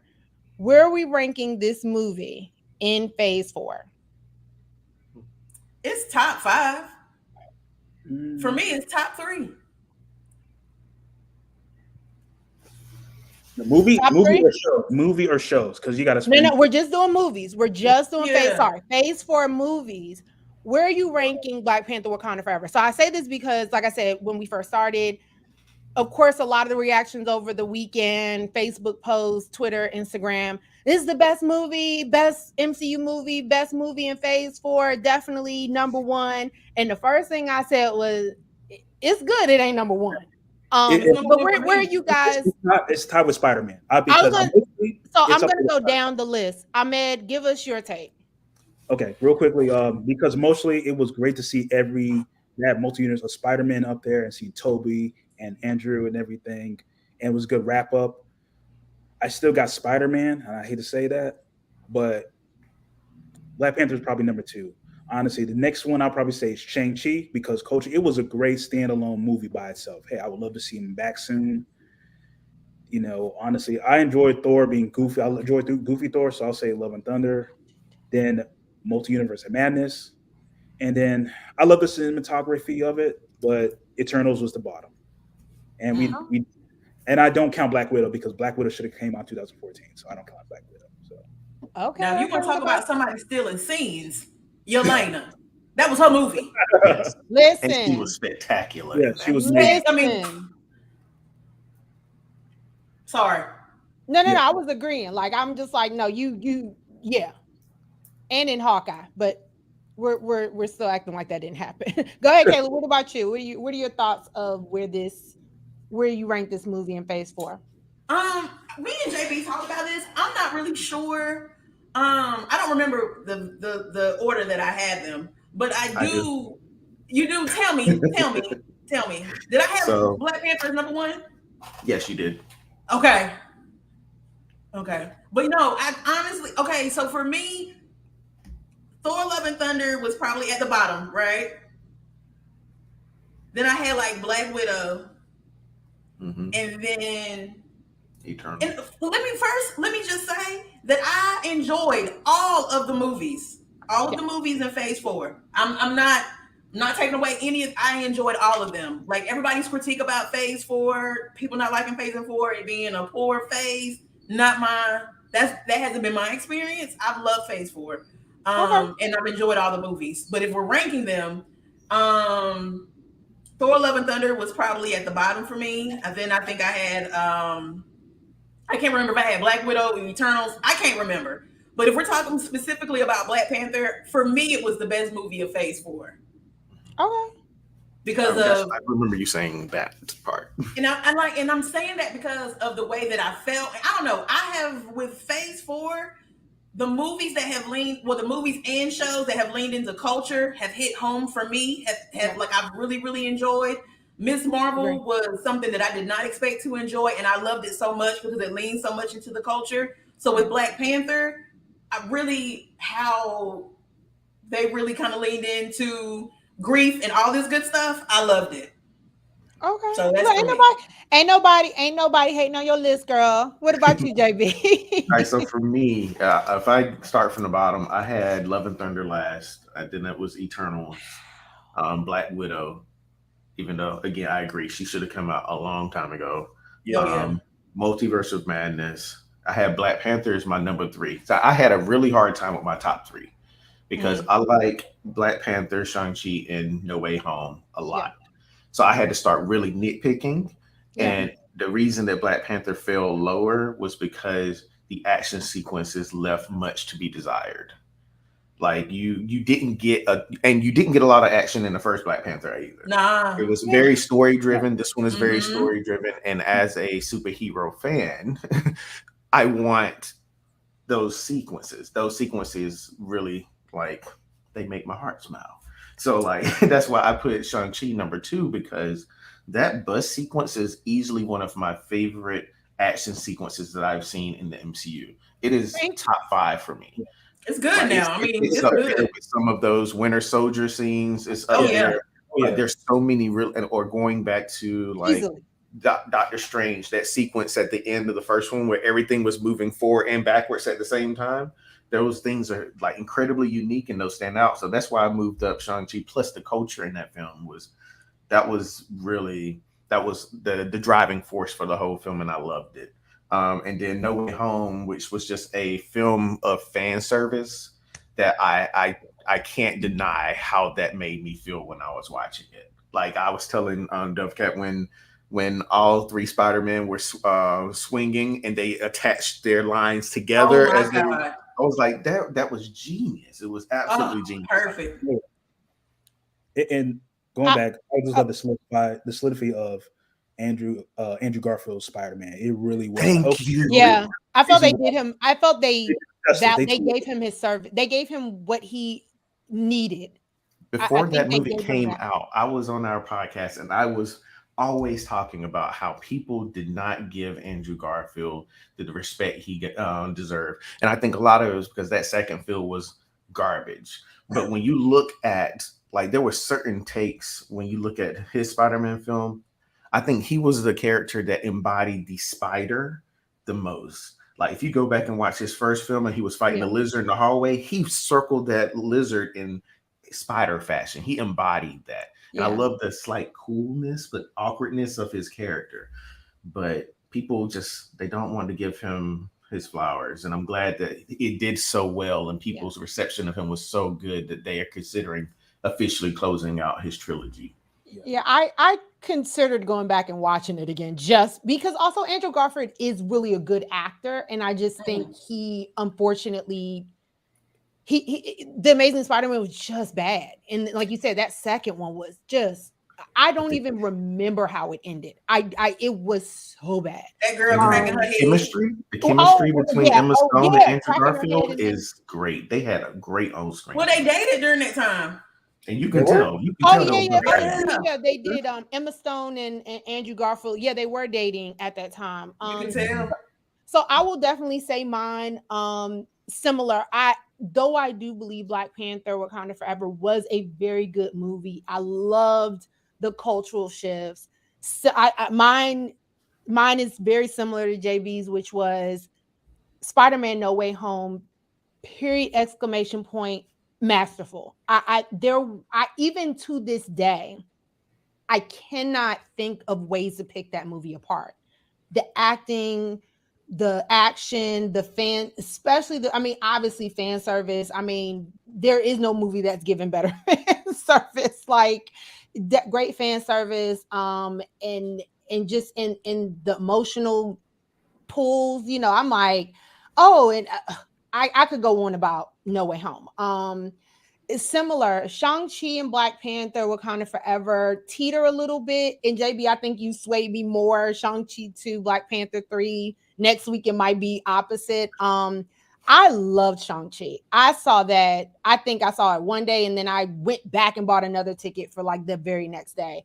I felt culturally, but most importantly, the action. You talked about the bus scene. Still stellar to me. The scene on the side of the building, it brought me back to like Rush Hour 3. And then when I found out that the stunt coordinator is the same one who worked with Jackie Chan, it made me love the movie even more. But I mean, Simu he just embodied that character.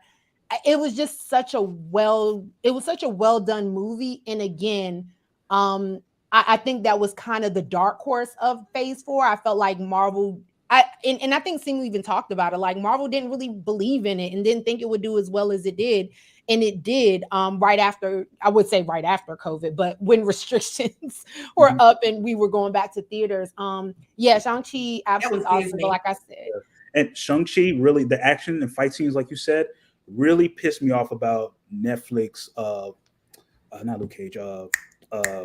What's the deal? Not Luke Cage. Iron Fist. Iron Fist. That really pissed me off about Iron Fist, literally. But what can you expect?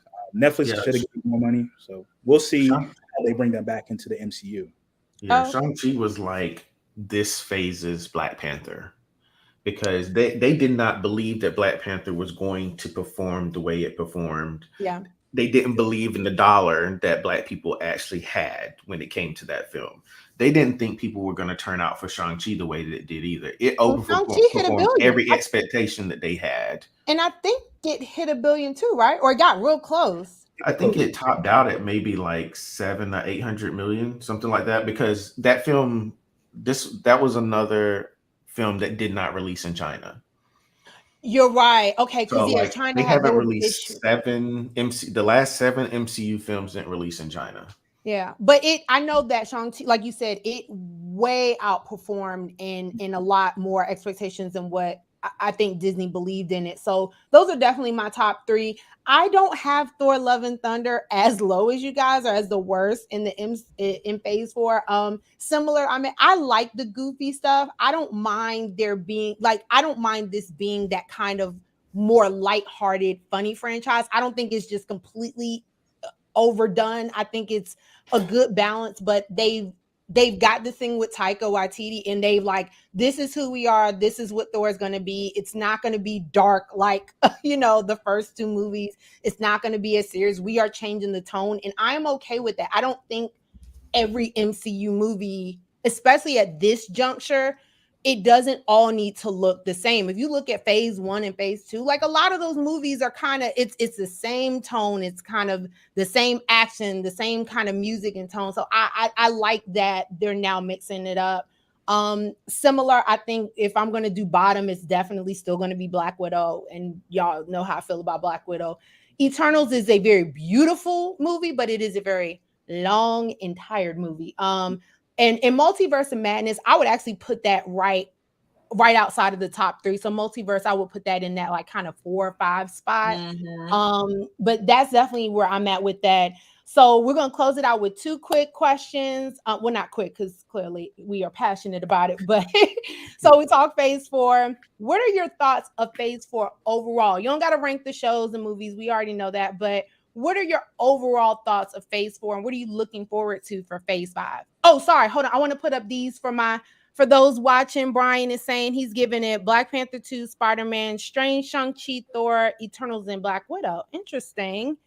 And my girl Jordan has Spider-Man, Black Panther, Shang-Chi, Doctor Strange for Wanda only, Thor, Eternals, Wanda's named and more. Black Like, Widow. I'm going to ride with them regardless. I'm riding with them to the wheel fall off. Okay. Yeah. Maybe those people out there needed to die. We didn't know that. Like maybe she was helping. Like stop doing Wanda. Like she has not gone through more trauma than half of the cast of all of the MCU.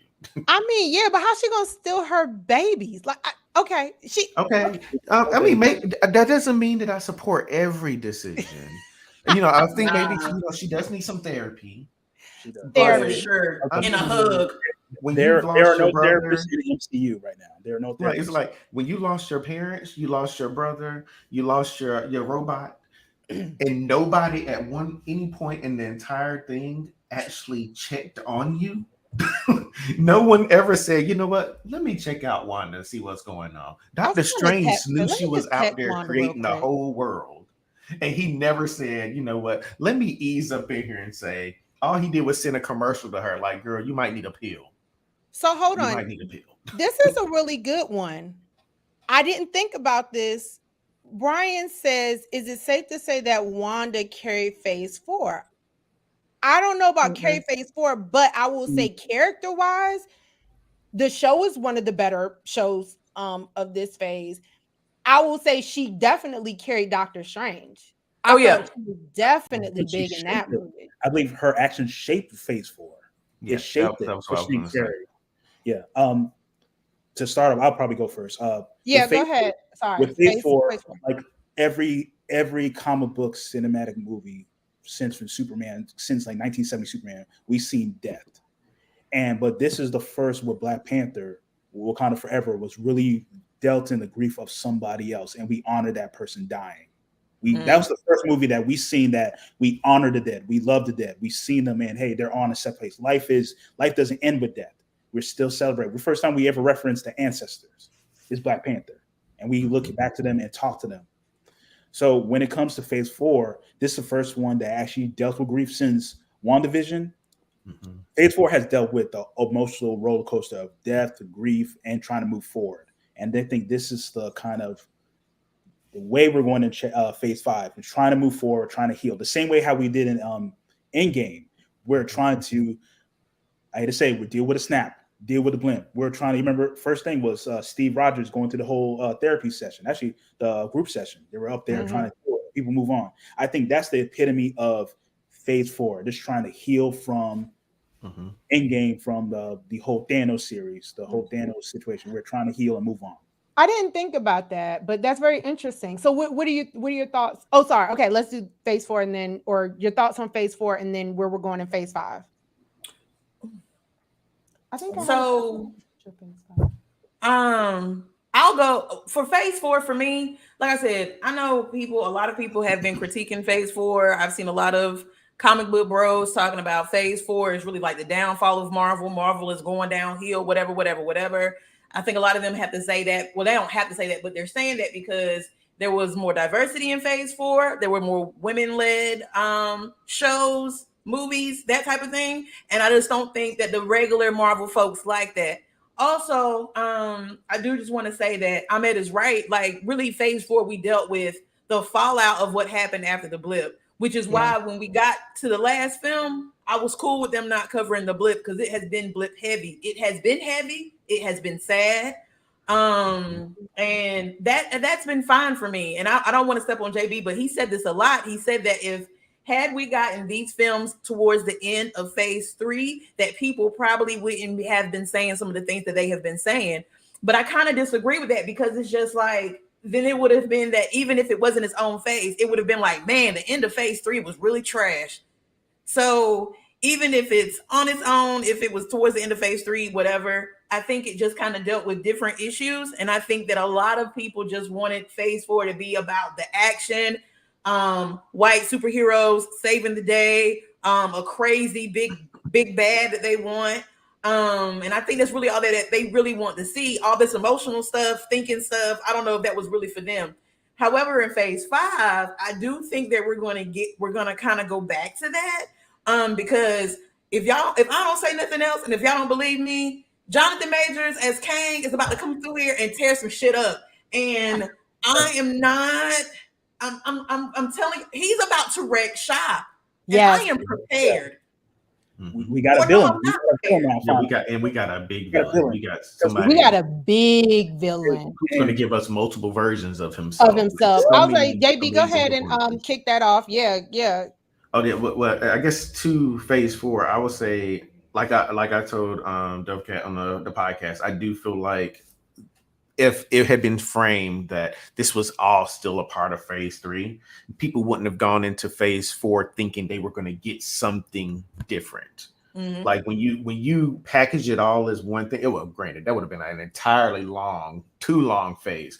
But when you look at it where you see the end game and you see all of the movies that follow or the effects of that, you kind of look at it like, okay, this makes sense. Yeah. This makes sense because this is the first. There are so many shows, comic book shows and things like that. When something big like what happened in Endgame happens, when the villain is killed, the next thing is just a completely new story, completely negating everything that just happened. Whereas in Marvel said, no, we have to acknowledge that what happened here is going to affect everything. It's kind of like people don't want to give Age of Ultron the respect that it deserves, but people forget Age of Ultron is why Civil War happened. Age of Ultron is why was the beginning of WandaVision. She was still dealing with the trauma from her brother. Then she started to deal with the trauma from her man, robot thing. And then you just see so many things that have happened. Like Age of Ultron is why we had the Sokovia Accords. It's why all of this stuff ended up happening. And people seem to forget that. And it seems like this time around, Marvel was like, no, we're not going to pretend like it didn't happen.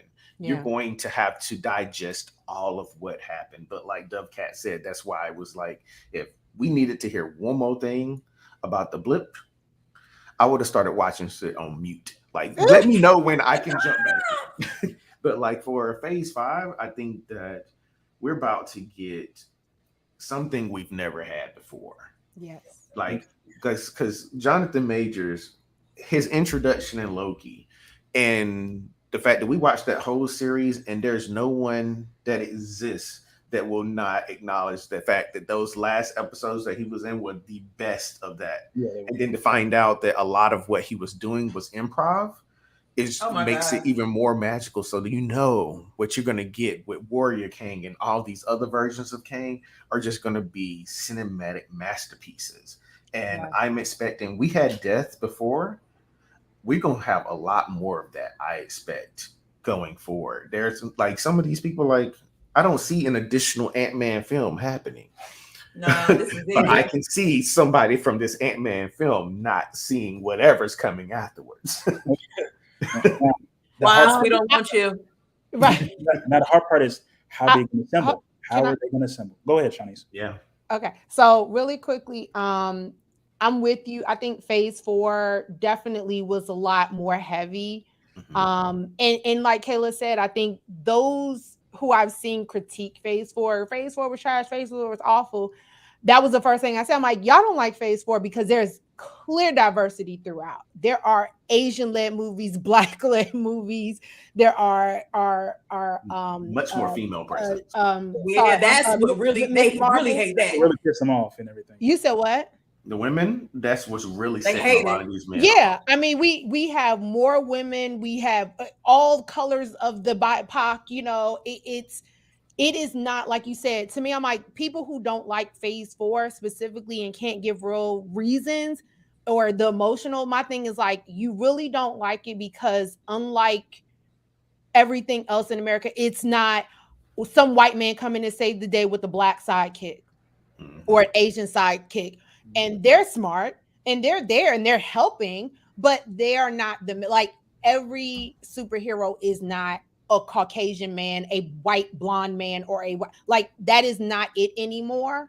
And you're seeing women as the leaders, you're seeing us as superheroes, and you're seeing all colors, and you're seeing our culture that is in a way that that's not stereotypical of what our personal ideologies are and what we're seeing on media, right? Like we're seeing Kamala Khan, and similar to Kayla said, the first few episodes, I was like, I'm not feeling it, but not for the cultural aspect. I felt it kind of started a little slow. I was like, all right, where we going? But as it kept going, and again, a lot of the cultural references and how they move, like that was the first time I've ever seen a mosque, like the inside of a mosque. I don't know what that looks like. I'm not Muslim.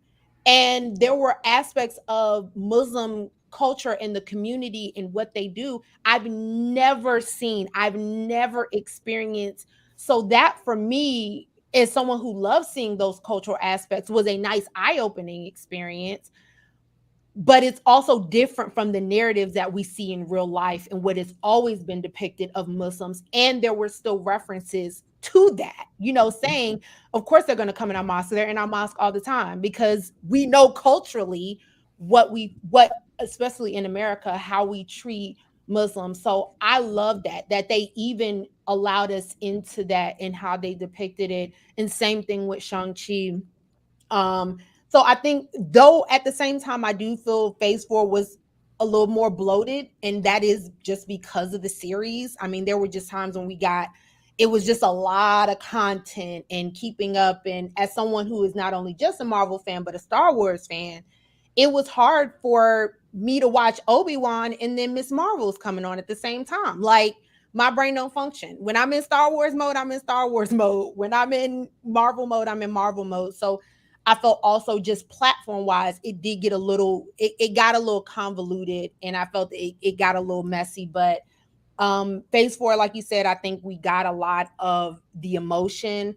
And like you said, it wasn't like, it's hard to say what DC is doing because God knows what they're doing, but it wasn't this villain did this really bad thing and it was resolved. Now we're on to the next villain. Like phase 4, we got the introduction of Kang. We got the introduction of some villains that we know are going to continue on. But there was not that big overlying villain like we saw in Thanos. And during phase 4, I wasn't feeling it. But now that it's been bookmarked and we are getting into phase 5, I'm ready. And similar when it comes to what I'm excited about phase 5, Jonathan Majors. I am very excited. Outside of personal feelings about him that have wavered a little bit with recent pictures. He's still fine. Even if this is my thing. Just because you go white don't mean you can't come back. But I will say he goes to Starbucks. Jonathan Majors is He goes to Starbucks and drinks vanilla. No, he may go from a cream-based cappuccino back to the coffee base. It can happen. But I will say Jonathan Majors is a personal favorite as far as his acting ability, just from what we saw with Kang and Loki, and I have it divvied up because I want to show it. This Ant-Man and Wasp Quantumania, seeing it, of course, on YouTube at home on my TV was great. Seeing it in theaters and seeing the trailer in theaters, when I tell you, shooketh, like totally shooketh. I'm nervous. They cut the scene. There's a specific scene in when he's talking to Scott Lang that they cut that would have made that trailer even more terrifying, because there's a scene where when he's talking to Scott and Scott says something like, "You messed up. I'm like an Avenger." And Jonathan Majors as Kang looks at him with the straightest face and says, "You're an Avenger? I haven't killed you yet." And I was like, whoa, because then he's basically letting you know, I've been around. I've taken out Avengers left and right already. I haven't gotten I'm sorry, JB, can you run that back? He said what? He literally looked at him and said, "I haven't killed you yet." And he said it with like genuine curiosity, like, I've done a lot of Avengers and somehow you're not dead. I think a lot of that stuff was kind of announced at D23 and San Diego Comic-Con, which I'm surprised they showed it there. They didn't show it in the trailer, which Shanice, you should love, because they didn't give that line, and you see how terrifying that line would have been had you heard it in the trailer. Because you know how I feel. I have been very vocal about how I feel about Marvel giving away entirely too much. Because again, that was the first moment I was like, they really didn't believe in Shang-Chi, because they showed Wong and Abomination fighting, and it was like, why the hell would you show that in the trailer? But you saw that it was literally like 2 seconds. Yeah. It didn't matter, but they showed it. Why? That would have been a great mic drop in the movie. But I'm not. Look, y'all know I'll go down that road again. But yeah, But this is a good time because they did a great job of cutting stuff in Black Panther, because you remember the part where she was actually in the synthetic astral planes talking to Killmonger, and that whole place was fired up. We didn't see actually Ryan B. Jordan. Yeah, we didn't know it was that. Yeah. Or we thought Ramonda was actually screaming at the like UN. Someone who may have, the UN, but she was actually screaming at Okoye. Yeah. So they give you thing, but then they're piecing it together. When she says, "Mother, please," it's like, I was like, not today, because you deserve this. She did deserve it. I'm sorry. When he got the going in, when she was digging in Okoye's house, I was like, come on now, y'all, we don't do this. Come on, sis. When she said that last line, I said, girl, you go ahead and pick up your we'll take your badge. Go ahead and log out. Go ahead and log. When she went off, I was like, you know what? She deserves, because people are forgetting that she's lost her husband, she lost her son, and then she told her specifically, do not take her with you. Yeah. Yes. And you did it. And I was telling Dovcat this, I was like, and the only account of what happened on that bridge that she knew of was the one that Okoye brought back to her, which was her being knocked off the bridge. She's in the water and she just sees that she's taken. She doesn't know that Shuri asked to go. She doesn't know any of these things. So everything about it just made it sound worse than it was. Oh, I was like, she went off on her just like my mom probably would have. And then it ended with Nikita killing that person. Who knows what would have happened? And they're like these ripple effects. Nikita goes in like a stealth mission to save her. She kills old girl and everything. And like, oh, that's how. I will definitely say, sorry, I'm trying to get back to the comments. I will definitely say, again, back to the genius and the beauty that is Queen Angela Bassett, is that you gotta be still if you gonna sit up here.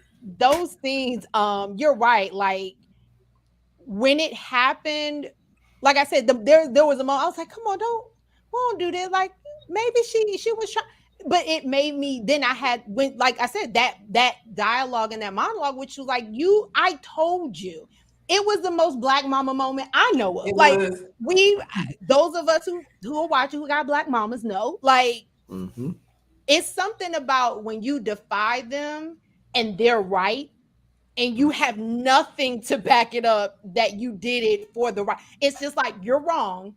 You know, I told you were going to be wrong, and you still didn't listen to me. And here we are. Get out of my face. for me, sometimes it was go get my belt.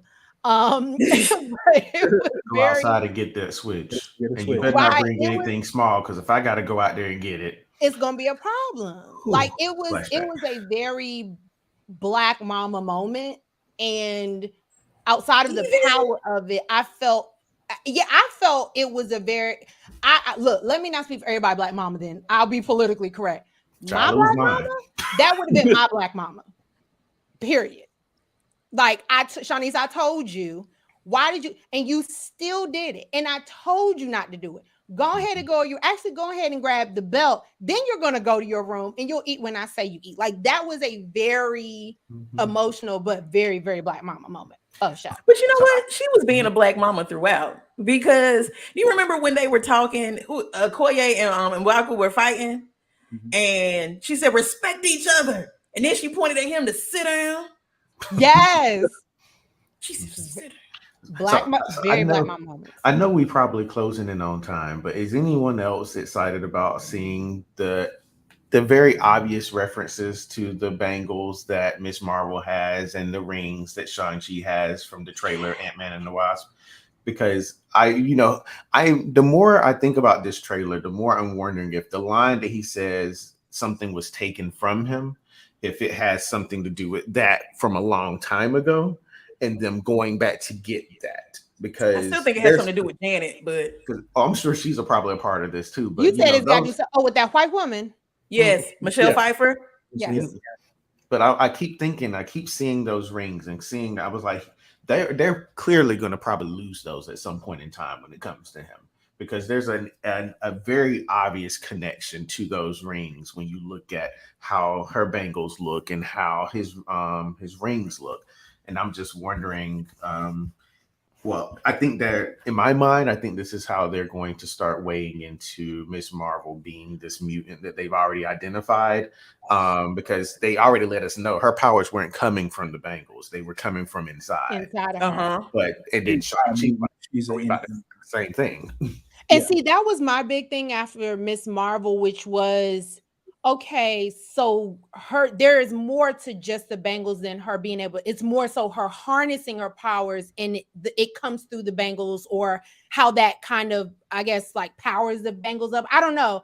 But then I also thought the same thing with Shang-Chi, which was, well, are his rings similar to the bangles? And again, I think that's also how they left Shang-Chi off, which was, we don't know what this power is. When they were all together and with Bruce Banner and Captain Marvel phoning in and everything, and same thing with Okoye, like that's not vibranium. That doesn't sound like. So I am very curious as to how they bring those rings in. And similar, it's like, well, is Shang-Chi mutant too? Like, does he have that same or similar power? Was that beacon actually going to him? Right. At the end of Shang-Chi, they were like, oh, it's a beacon. It's not, something is calling to something. Something's calling. Ooh, well, hold on now. Is something calling him from the quantum realm? Baby. Keep your third eye open. Keep that third eye open. That's why we get paid the big bucks. Yes. Exactly. Give me my coins. Listen, we have talked all things Black Panther. We've talked Phase 4. We've given our thoughts on Phase 5. Showed you guys Quantum. I'll be honest. I don't think I saw the first or second Ant-Man in the movie. There were certain movies I'm like, oh yeah, I'm going to go see in the theaters. And some I'm like, I'll wait till it comes on HBO.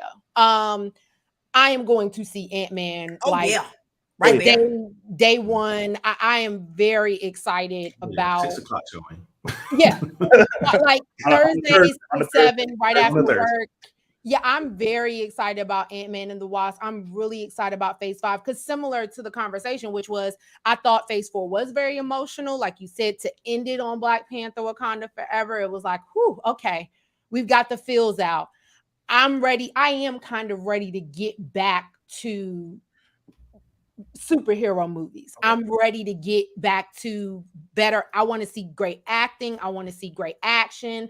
And unfortunately, and I know Ahmed and I have talked about it, Marvel is kind of the only property you can depend on to give you good content and a story that's going to be constantly connecting. Unlike DC, might be changing with DC. With James Gunn on the helm at DC, I think that we're going to see a better I think it's about to get better. and I was hopefully gonna say I just saw that. Like that was just announced like a day or two ago? Oh no, there's been like a couple of weeks. Like last week we talked about it on the podcast 2 weeks ago. Kevin Feige. Like Kevin Feige was the first person he called to be like, hey, this is happening. Kevin was like, I'm excited about it because he's also thrown out the idea of trying to create a crossover DC Marvel project. I was gonna say because he was doing the Guardian stuff. Okay, so like I said, I just saw it yesterday. I think I saw it yesterday where James Gunn, he was, on Twitter, like, what do y'all want to see? Like trying to fish it out. And like you said, the whole Kevin Feige thing but James Gunn, I will be honest, I'm definitely more excited because I feel what he has touched on DC thus far, and with DC getting a new CEO and all of that stuff, and pretty much washing everything out, even though I still haven't heard that they are nixing the Flash, but that's a whole nother conversation. They're gonna ride with that white person I for as long as they can. I don't know why. We still have Henry Cavill coming back. He's getting working out. He's getting back in shape. Baby, he about to carry DC on his back. They gonna put him in the and ground. He got enough back to carry it with. Okay. I'm excited because Peacemaker was great. Peacemaker was a great show. So I'm hoping really liked Peacemaker. Oh my God, it was such a good show. I was like, it's stupid. It was so good. It was so good. I was like, when I saw Peacemaker, because I kept hearing people talk about it, and I'm like, I can't give DC any more of my brain, my bandwidth. I just can't. When I saw Peacemaker, I was like, what can't y'all have something? Like, you have something. Which is why they hired James Gunn. Even truthfully, the Suicide Squad was leaps and bounds better than way better. More gun killing and all that stuff. But it just, I was like, y'all have something. I said, I don't take this and that and figure the rest out. But do this. Going forward with DC is they can say, hey, Disney, Marvel can be this level. If we want to go rated R, DC can say, hey, our movies are more rated R, or more left, more dark, or more tone, and more action.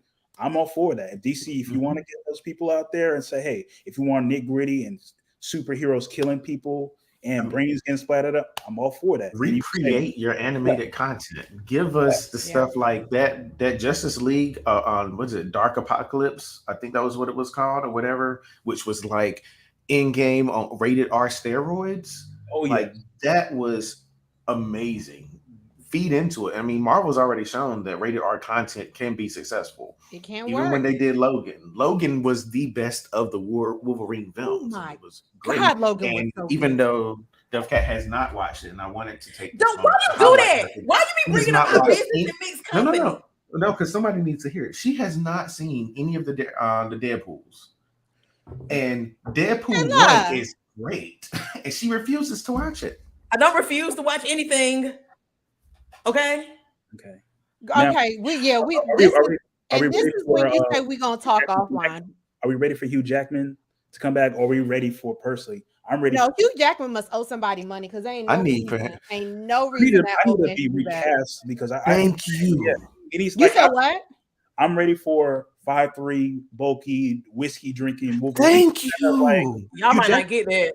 Oh my gosh, that's been my argument the whole time. I think Taron Egerton would be a great Wolverine. He's not that tall. Now, from day one, that this Hugh Jackman is like 6 foot tall. Now, like Wolverine, and his attitude is all built around him being a short person. And he's Broadway handsome. Like, bro, we don't. But I was fine. That's why they cast him. Made Wolverine the leader. Like, when did that happen? Because he's fine. Where? That's why. Yes. And we know historically who needs to be the leader. Storm needs to be the leader. X-Men. We need a real. They have to do. I'm gonna tell you. They need to stop playing in Scott's face because Scott is actually a legitimately good character. And when he's not the best, and when he's not the leader, it's Storm, and we all know that. I was gonna say at the end of the day, look, we can go on and on about that. They better do Storm right. Period. I used to always love Storm and Rogue. Rogue, it was something about Rogue just being just this like Dixie, very country Louisiana. But I'm gonna tell they cannot do my girl Storm wrong again. They have to get that right. She gotta be dark skinned. Got to be dark skinned. And I would prefer I would prefer for whoever the actress is to be first generation African. Listen, I mean, I've honestly, like, there are people we've been talking about. I actually like the idea of someone like Yvonne Orji being Storm. First generation African, dark skin. I can see it. I could definitely see an Yvonne Orji as Storm. But not Keke Palmer. No. But if they were to do the racial switch, I don't mind the idea of Keke Palmer as Rogue. I want someone who can act.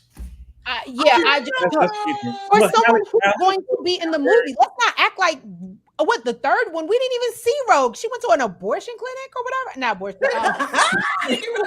The mutant abortion clinic. She went to the freaking mutant abortion clinic, and we ain't never see her. Did she get it? Or not? She lost her powers. Yeah, she gave up her powers. Did she? Yeah, she kissed him when she came back. Well, she's from Louisiana. Louisiana, they can they'll say nah. They have to do my mutants right. They really do. But yeah. So look, I said we was gonna be out of here on time, and of course we weren't. But we are going to get out by 10.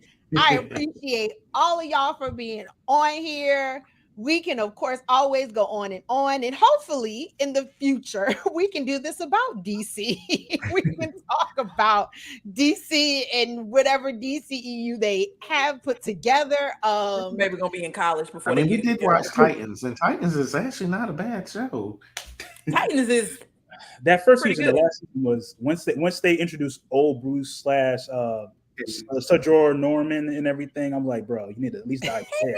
Like, you have a blonde Bruce Wayne. Trigon was a struggle too, but when they the second season improved a lot, and I'm liking the direction of season 3. So okay, I might invest. We got winter break coming up. I'll try. Season 1 is a little scary visually, and it's giving Party City vibes. It's definitely giving Party City.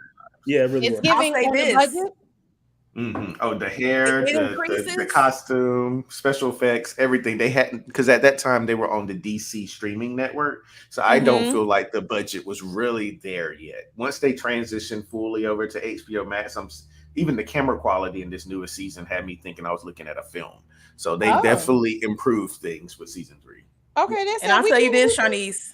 I'll tell you this. Everybody loves Dick Grayson. They make you love Dick Grayson in this series. I get it. Okay? I get it. I get the appeal. I get it. Because for some reason everybody loves Dick Grayson, and I couldn't understand why. I'm like, this is the bootleg Robin. But baby, when he gets some night wings, I get it. You're like, okay. I will definitely I'll do Titans. I'll get past the first season knowing it's a little janky, but I definitely will say I'm ready for DC to give me something. I really just am, and give something that's a little bit not the hit or miss. Like give us some good content, like over time quality and just better. Like, did you watch Black Adam? I did watch Doom Patrol. I did enjoy Doom Patrol. I did, of course, like I said, Peacemaker. I did both. I like the second Suicide Squad or whatever. And I did not see Black Adam yet. I will wait till that hits streaming. And that was just because you probably got another week or so. Exactly. Black Adam, for me, the trailers just didn't catch me. And I'll be honest, like, because of the DCU, like, I'm just like, if the trailer's not getting me, I'm not going. I'm actually excited to see Shazam 2. I did like Shazam. And so I'm really excited to see Shazam 2. Because again, the trailer, I was like, I'm there. I'll be there. I might not be there the first day. And I'm gonna go. I don't like it because they got pushed back so much. But to wrap this up, I feel like I think Shazam 2 got pushed back again. Yeah, it's in 2023. But I think Black Panther Wakanda Forever is coming out. Give Martin Luther King birthday. He's going to come on Disney Plus. Martin Luther King weekend. I feel. You see what your friend is saying, Kayla? Crazy one.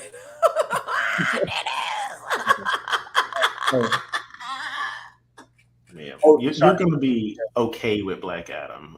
It's not a spectacular film. It's definitely not the worst thing that they've ever created. And it's one of those.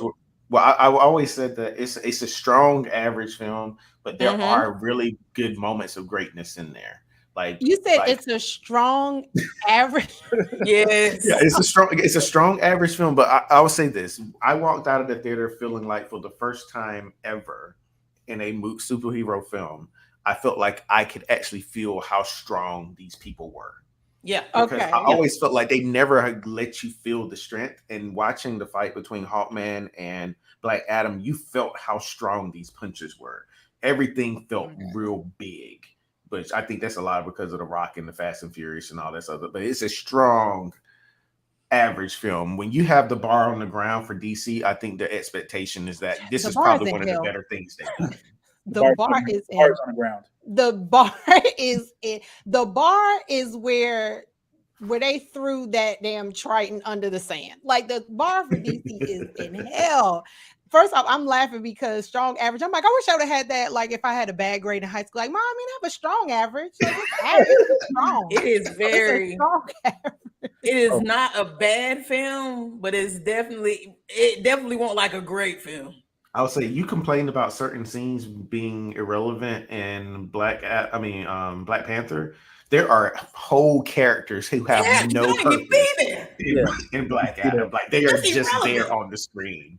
But again, that goes to DC. I mean, I think of the first thing that came to mind when you said that was Wanda 1984. It's just like, why? Wonder Woman. Like, I'm just like you in DC, and there's only one black person in the whole DMV. There's only one black person in the whole in DMV. the 80s. Listen, and he's homeless. I'm gonna tell you this: when it comes to the 80s in Washington D.C., the only Caucasians you was gonna see were in the White House. Period. Like, that's how.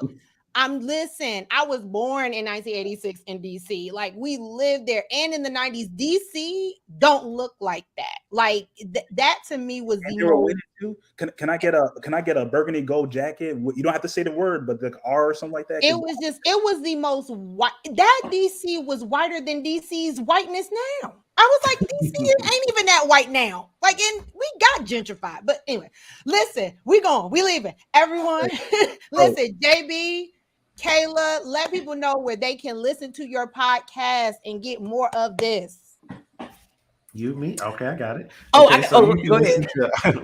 Our podcast is Almost Blerd. You can listen to it on any streaming platform, and I try my best to drop them on Mondays. But we are also adults, and we be lifing, and sometimes it don't happen. But if you're lucky, you might get 3 episodes on a Monday. She tried me. She's talking. One day, I had been uploading the episodes, and on the platform we were using, you actually had to still go back in and edit it and then publish it. So I just had the episodes just sitting there, and I was like, man, I'm not getting the notifications for any of these. And then suddenly you have 4 episodes drop on October 31st. So it is what it is. But happy Halloween. But we talk all things comic book. We talk about Star Wars and anything kind of nerdy, but we're almost blurred, so we ain't always right. But we love to talk about it. Exactly. So if you're thinking you're gonna get high level comic book level interpretations, you're not. What you? I love the high level. High level is giving very corporate. I love that. I mean, strong average knowledge, really. Average, strong, very basic. We're strong average. In our comic book. That's new word. No, hey. Strong average. But hey, no, Shani, how did the Giants do? They were strong average on defense. My Giants this year are a strong average. We are very strong. But no, it's very black and very funny and very fun, and you guys should come and listen. Yep. Absolutely. Okay, Ahmed, you got anything you want to share? Closing thing. Who's about to get another Academy Award? Ruth Carter, that costume design. I forgot Ruth. I forgot her. Because when the Queen was in Haiti, that fit was like that. All the Warriors there was no Tyler Perry head wigs and everything. Everybody looked the Afro wig is debatable. Wait a minute. We do have to acknowledge the way that wig looked when she was laying face first in that water. I mean, I thought it was floating. I was like, is that the wig or is that her? Oh, that's her. I thought that wig was on its own. I thought that wig was on its own. Okay? No, that wasn't her. That was a stunt double. But that's yeah. I totally forgot to say that, and that was supposed to be one of my things. My one thing I loved. Give Ruth Carter her Oscar now. Like I don't need the nomination. Give her the Oscar for Best Costume now. Ruth did that. To do Wakandan culture, Mesoamerican, Aztec, Mayan, I forgot the actual qualifications, that and the beauty that they showed at the school, that Haitian school. Give it to her. Give it to Ruth Carter. No one else can come close. Give it to her. And then real quick, that song was beautiful. Is this that Marvel song that's gonna be on the Academy Awards? Is Rihanna gonna be on stage singing that song? That was beautiful. I feel like she'll probably be on stage. Yeah. Do we want her to sing Rihanna? The Oscars are going to have Rihanna come sing that song. Is it going to be nominated? Is it going to be nominated? I don't know, but they're going to bring her. I mean, it's a very good ballad. The dude, what's his name? Ludwig Göransson? Ludwig Göransson. He's probably going to get nominated again, because for me, Shuri's Black Panther thing, woo! I saw you post that. I have to listen again, but okay. It hits hard for me. It's like this air guitar, punk guitar type of sound that he goes over the original Black Panther theme. Yeah. And it just kind of feels, I don't know. To me, it kind of felt like how Shuri was feeling. Like, yes, my brother, I miss him, whatever. I am the Black Panther, but I'm also angry. And I don't know. For me, that's what it felt like. I'm gonna listen again. Little bumps on my arms. I'm gonna listen again. But I'm sorry, Ahmed, go ahead, hurry up and close. No, that's it. I haven't heard the whole Black Panther album. It's gonna be totally different from the first one, with the Kendrick curating that. That first album should have won best soundtrack. Some of the Spanish songs on that album are top notch. I love them. Again, I think they've got a good thing with. I think they've got a really, really great thing with Ryan Coogler and this property. And same thing when it comes to the music, the design. It's like that team, like, stick together forever. I think that team is definitely top notch. But be ready, because there's rumor that he might be the one directing Secret Wars. So I heard that was just a rumor. I will say this. I just hope they don't recycle these directors and bring him in. I was going to say, can we also say this? I also believe that the Phase 4 directors, they're really hitting. They're batting above. It's a strong average when it comes to these directors. I think with Coogler, I think they're doing a good thing. You're welcome. Yeah, Shang-Chi's director. We got some very strong averages, so I think they're doing good. But look, I ain't gonna hold y'all. This was, again, another strong average show. I appreciate y'all on me coming back for this episode. Thanks for those who hung out with us in the chat. Dennis Scott, I'm coming for you. And thank you again, JB, Kayla, Ahmed. Appreciate y'all. Everyone have a good one. Bye. Bye.